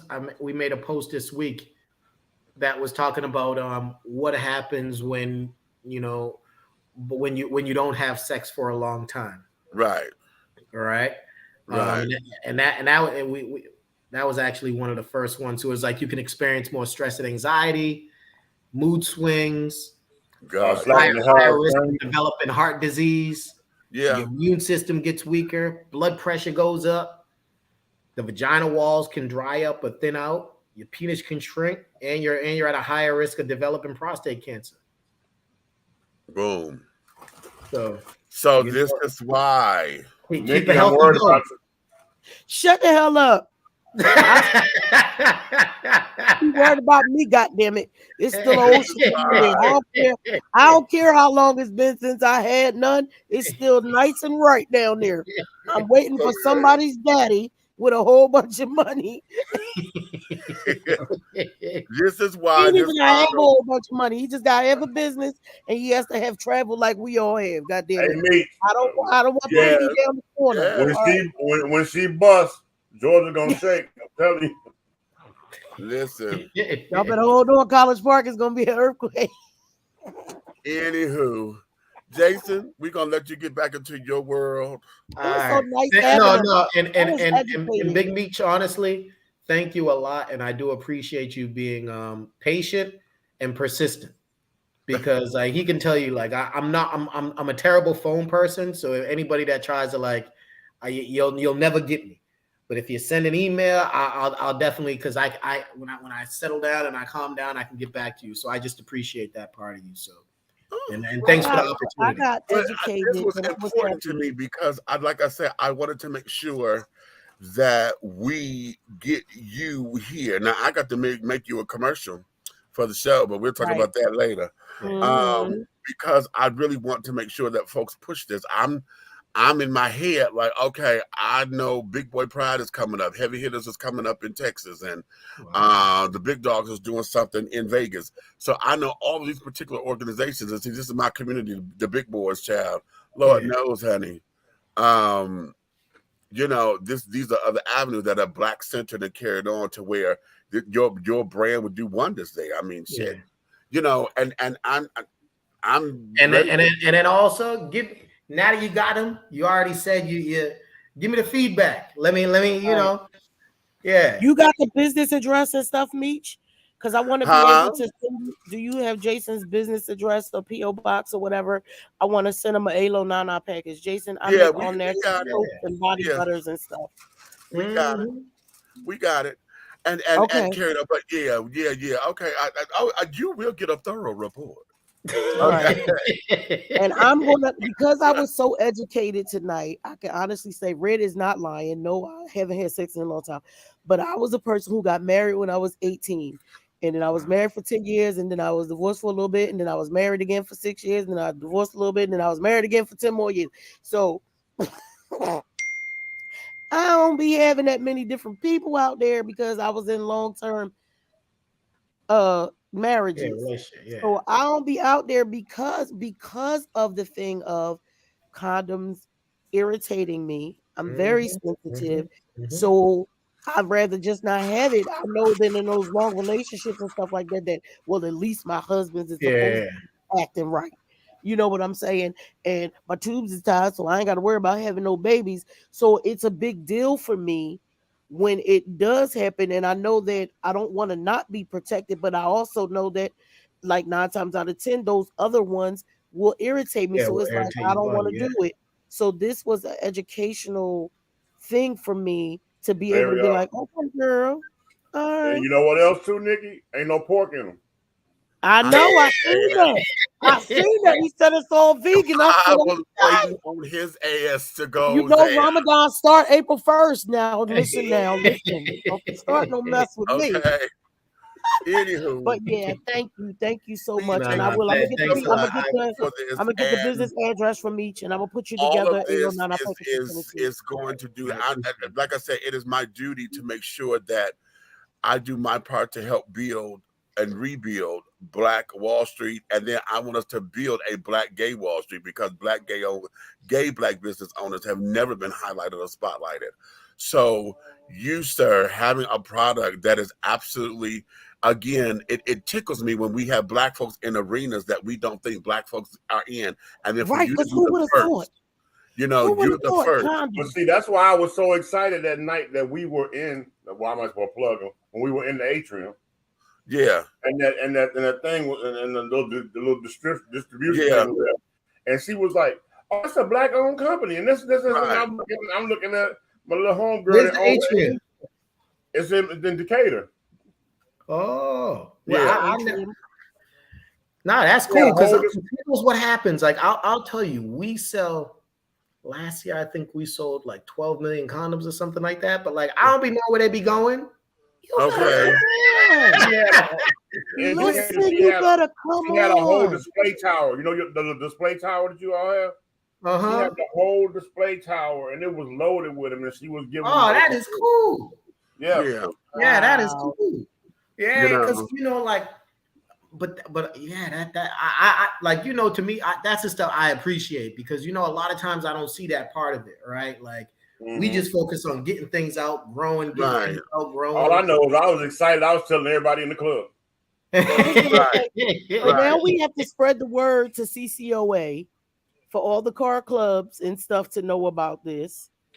Oh, listen, that'll happen because all it takes is just a little finagling and all of that. So one of the things I just want to make sure that we do our part to keep you doing, because dude, I'm telling you, when I found out, I was like, you have got to be fucking kidding me.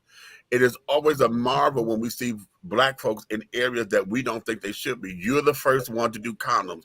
We got the brothers in Chicago, the first one to do bread. Okay. Oh God, I was going to ask you about bread. What happened to the last bread? Hey, it's fine. It's so good. Baby. Honey wheat bread. Oh my God. The Black-owned bread company. In fact, that's what it's called. Black-owned bread company. Wow. And they deliver it. You order it online and they will deliver here. You were talking about toilet paper. We got like 4 different Black-owned toilet paper. Wow. Okay. Black-owned detergent. So, and as long as I find out about them, this is what I do. I highlight them here. you know, so folks could understand. And yeah, we've highlighted you before because we had the condoms. Yeah, I'm like, what is this? Then I found out you was here in Atlanta. I thought, oh wait, no. Yeah, because we had already spoke about you on the show. Right. Wow. Wow. I just got an idea. Y'all know how I be doing the raffle baskets, the Elo Nana raffle baskets. Exactly. I'm gonna order a box of condoms and I'm gonna put some in there. No, just tell me, I'll give them to you. You ain't got to spend. Okay. No, I want to support it. Listen. Listen. Oh yes, because I be looking for other stuff besides just my products to go in the baskets. Right. Oh my God, yes. Oh, girl, wait. Okay. We'll talk. All right, let's get going.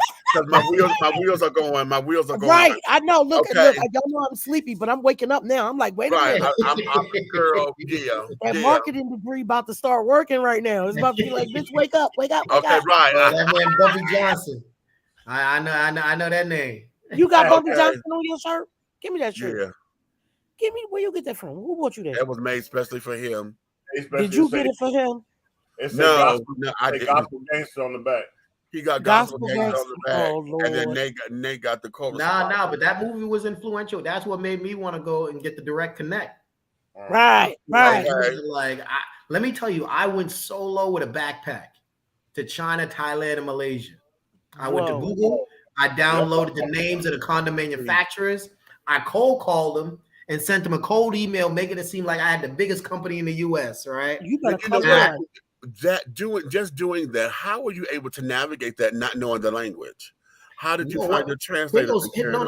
No. What happens is most of these companies, the manufacturers, almost all Chinese run, right? Even if you go to like Southeast Asia or like all of these, they still, even Latin America, a lot of them, like the factories are still run by Chinese people, but they'll have like a U.S. or English speaking representative, right? They'll have like territorial salespeople or whatever, right? And then a lot of times, so what I just did, I went to Google. I was like, largest condom manufacturer, because I wanted to see what Trojan was getting theirs, how we were different, where all these other direct lifestyles. Then I was like, and then I bought me a ticket, right? And I was like, send them an email. I'm going to be going over there. You know, we're sending a, you know, you can create an alternate email that has like an alias name, right? You know, so-and-so's the second. I'm the so-and-so for Jason Panda. You know, he's going to be traveling there. He'll be there this date to that date. All right. Then you show up. They got a little sign for you. They take you to the factory and all of that. I made it seem you got to act as if, right? Make it till you make it. And that's how I did it. But then what happened is the first factory I visited, I didn't know anything. But then every factory you go to, you get more pieces of the puzzle, right? Then little by little, by the fifth factory, I already knew what to ask for. I already knew where I was going. I already had my notes ready. That was my curriculum, right? Because no different than the first time I brought a container in. I showed up at the port with a U-Haul with my boys. No one ever told me about customs brokers. No one ever told me about like all. I just thought you just show up at the port and get your product, right? Like, I literally, when I say I had to teach myself my first warehouse was my apartment. I went from there to a U-Haul storage unit, right? I went from there to finally being able to afford a warehouse, right? No, I went from there to a 3PL. Went from a 3PL to my own warehouse, right? Like, so literally brick by brick, I've been building this and learning, right? Like, that's why a lot of stuff, like, I laugh about it because over 10 years, I've built such an experienced skill set that I already know that I know, right? I may not have had the money because we ain't ever been as capitalized as all of these big guys, but they ain't ever been hungry as us as well. And I know that the core response and the core purpose of the company hits the same way 10 years ago as it does now, right? Which is when you all hear about it, it sparks some type of thing inside that like it is possible and we can do it, right? My goal is to be able to get enough wins and broadcast that loud enough to take that nationwide. And then once I do, it's the game is over. Right. And I may have had to walk a long way. I may have been starving. I was like, Noah building his ark.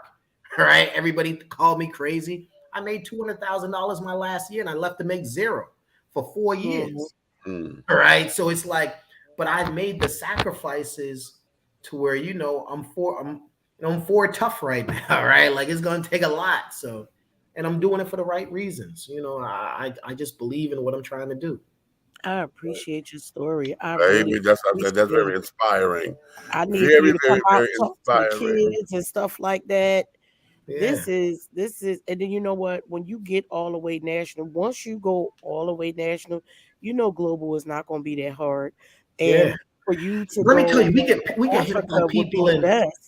Black people are everywhere. We get hit up by people in Jamaica, people in Nigeria, people in Toronto, Montreal. That's what I'm saying. You go to Africa because Africa is where they probably need it the most. Because get out of my head. Get out of my head. Well, you know I can't. You know I live there. I'm definitely ready to go there because of the HIV epidemic or pandemic over there. And I remember a trans sister of mine who's over in Thailand now, Miss Lorraine Sade Baskerville. She says she had traveled over there, and she said she had to tell the folks, you know, they were using the polyurethane condoms. Okay, that a lot of the female condoms are made from. And so she was telling them, because condoms were so scarce there, that, you know, to wash it out and to reuse it, because the numbers over there were so astronomical. She said, of course we don't advocate that, but because they can't get supplies, you got to do something else. You know, so we had to think outside the box. Look into that now market. looking South at Africa, that, it's like, Nigeria. wow. Here you are with the black-owned condom. What would that be like to take that to the motherland? And that's kind of like my bigger, broader vision, right? So like, because I've always looked at it this way, because, you know, and maybe because like even before there was Malcolm, there was Marcus Garvey, right? And what he said was, when he first went around all of the different parts of the world, right?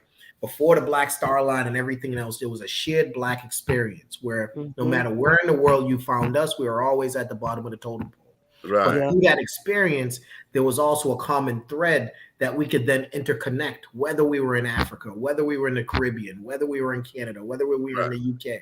And that's always kind of what I've built my model on. And hopefully I'll be able to live long enough and be successful enough where I can do my part to reconnect all of them pieces.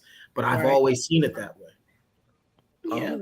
I mean, it gets a little tricky with the African countries, because opening international businesses and stuff with them, and the way that their politics are set up. The way that their politics are set up is a lot of corruption. So they got different kind of guidelines than what we have, and then it's like, if you not with this political leader, they gonna make it tough for you and all kinds of stuff. So it's a lot to study, but it's needed. Your condoms are needed there. They're needed. Right. Well, on that note, we're gonna let you get back into your world. All right, I thank y'all again. I appreciate y'all. It has just been it was what I needed it to be. And like I said, I wanted to make this different. That I'll listen to a few of your other interviews. I said, "Now, it is. If I could come up in a different way, because the information is required. This here is paramount to where folks know that you are a Black-owned business, and we need to support this. Child, it's the first of its kind, honey. And I refuse to take no for it. I refuse to take no for an answer. Come on. I refuse to take no for an answer. Okay. I'm proud of you, Black man. Me too. I'm just meeting you, and I want you to know that I'm proud of you. Oh my God. So I need for all of us to win. I need other people that look like us to win. Okay, come on, Issa Rae. Okay. Okay. So, all right, good night. All right, good night. Thanks again. Y'all have a good one. All right. You're welcome. I'm going to get your information from me, so I'm going to send you a best. I'm going to send you We got you. All right, baby. All right. Oh, child, honey. That was amazing. Y'all, I'm so fucking tired, but that was amazing. Isn't he just delicious, honey? Yeah. He said, I went over there like I knew what I was doing, like I was this and I was that, and I went on and I learned that stuff. Right. I love it. I love it. But that's the dedication and carrying on. You know, we've all said that something similar. You know, in order to get into it, you got to become a part of it. Blah blah blah blah blah, and that there is what that is. So, And then to make sure that he has the best product out there, you know. Yeah. He didn't just try to throw something out there. Right. I love that. He didn't just say, you know what, I'm gonna just make it because I can, and I'm gonna do the same thing they doing, but it's black owned, so they're gonna buy from me. No, he made it be better on purpose. I love it. I love it. I love it. So that it stands out from the pack, you know, and that there is everything. So now, children, you know what? I'm full. I was going to continue on, but I don't think we need to. Right. I don't think we need to. Because that there has just been everything here. I was going to get into some real talk discussions, but we don't need to because that there was as real as it gets. That was a lie, and it was good. That was as real as it gets. Now y'all saw me put the little condom on. Now my arm was much bigger than here, so it came down to here on me. Okay, because I got all this girth to carry on, but with the bald fist. But I'm still trying to go back to this nigga saying somebody did all the way up to the.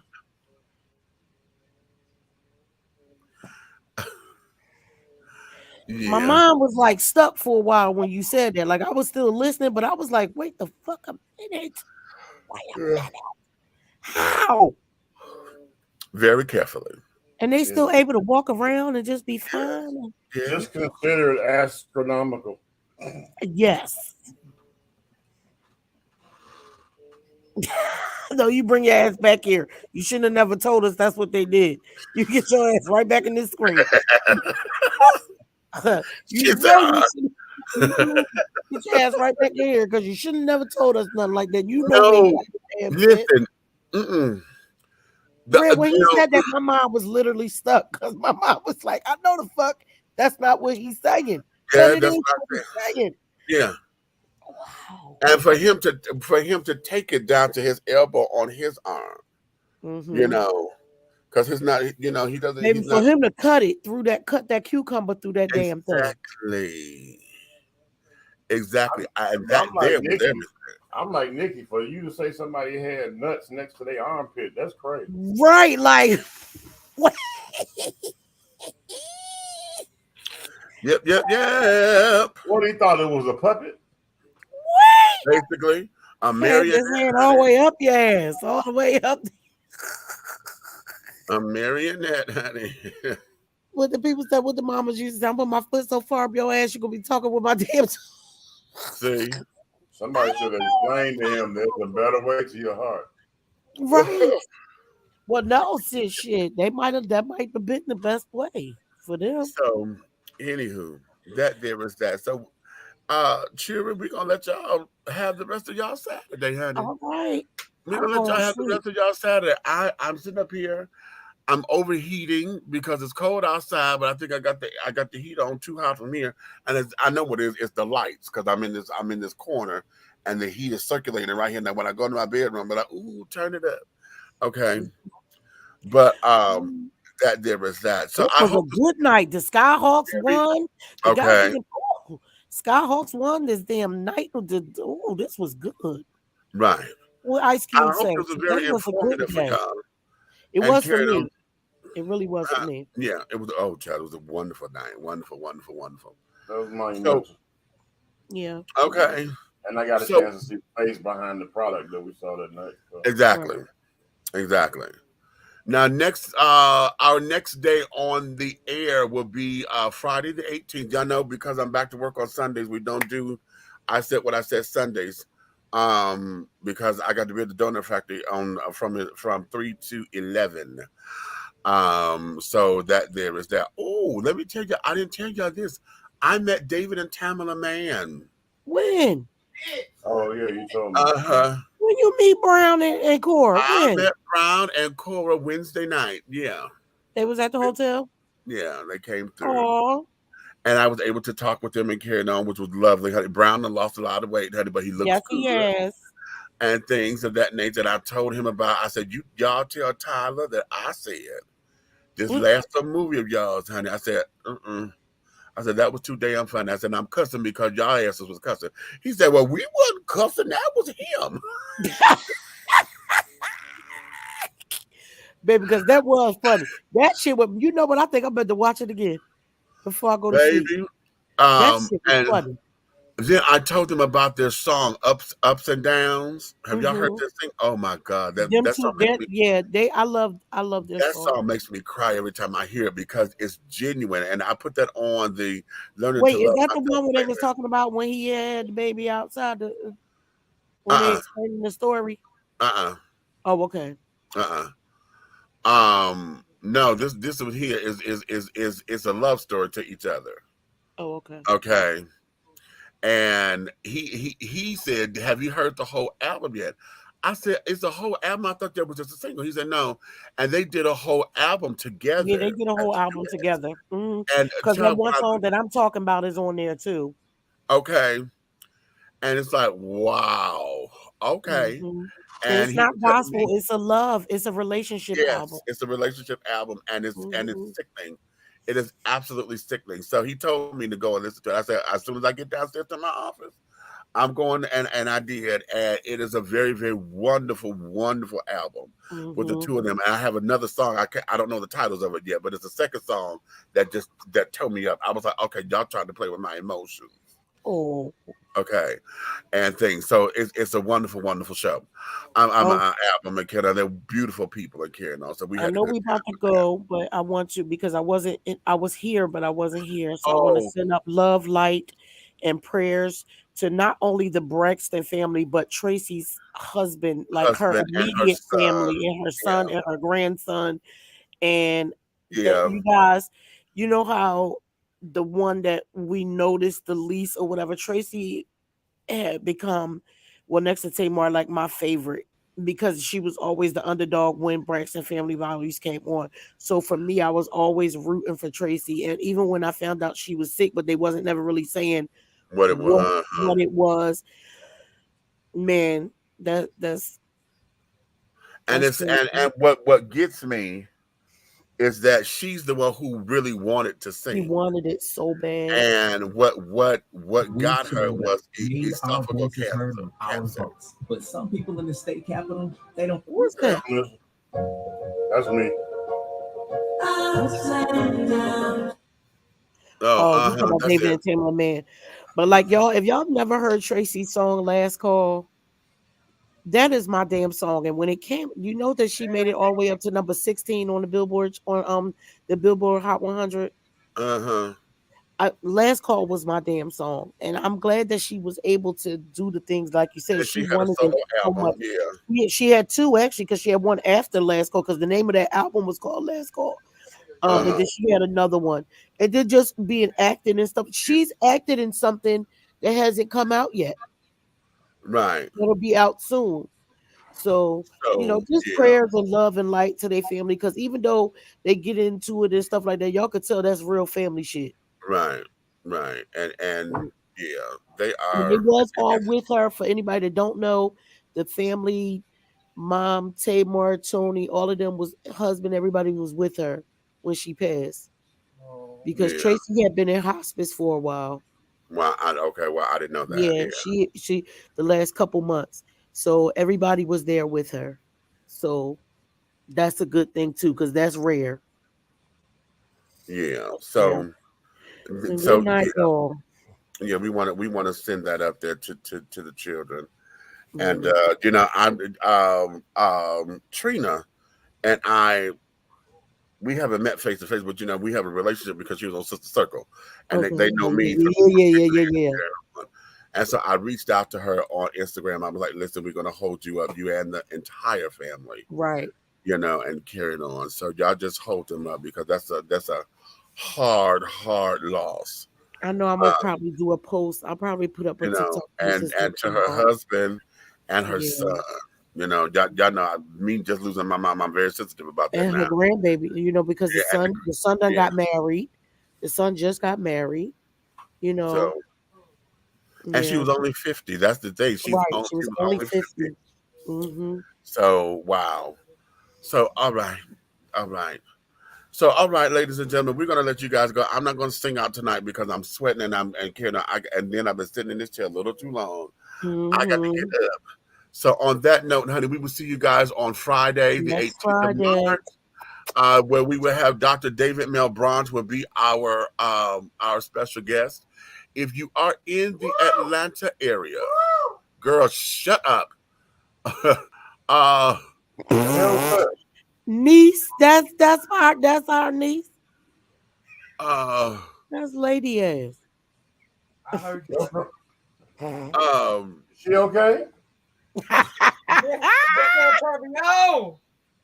Is she okay? Don't even start. Who's our guest? What you say, Naomi? No. Who's the guest? No. Oh, she was doing that about the guest. Yeah. If you're in the Atlanta area for March 19th, next Saturday, 9 a.m., particularly if you're in College Park, so all my College Park children, honey, our Mayor Bianca Motley Broom is going to be our guest at the Citizens College Park Citizens Association, and that's going to be next Saturday, third Saturday of the month at 9 a.m. at Restoration Christian Fellowship Church. So if you want any more information on that, y'all inbox me or go to cpcaga.com, CPCAGA, that's College Park Citizens Association, Georgia.com for more information on any of that. We want to get a good turnout there and carrying on so that you can, this is your opportunity to ask the mayor any kind of question that you have about her leadership here with the city of College Park. Okay. Even if you're not citizens of College Park but want to come and meet her or whatever, we're going to throw that out there your way too, because you could come in and be visitors, you know, and carry it on, because maybe you may have questions that we won't think of, you know, based on how your city is ran or whatever. So if you're in that area, that would be good to come on out and to support that particular cause. Okay. So without any further ado, honey, you may finish all of your crumpets, my darlings, because the tea has been dished. And you've been dishing tea, darlings. With Big Meech and Aunt Nikki and the big guy ally up there. That there is the big red fella. Okay, well, to our special guest, honey, Mr. Jason Panda of Do Condoms, honey. This here has been a spectacular show. Yeah. So we thank you. We love you, honey. If you love us, tell a friend. If you hate us, tell all of your motherfucking enemies, honey. But just remember that any and everything that we're doing over here under the hard way, the syndicate, honey, everything that we're doing, honey, will move forward, darling, in any way, shape, style, form, or fashion. So on that note, darling, yeah, good night. I'm not going to say, honey, just good night, and we will see you guys next time, okay? Ciao. Bye-bye.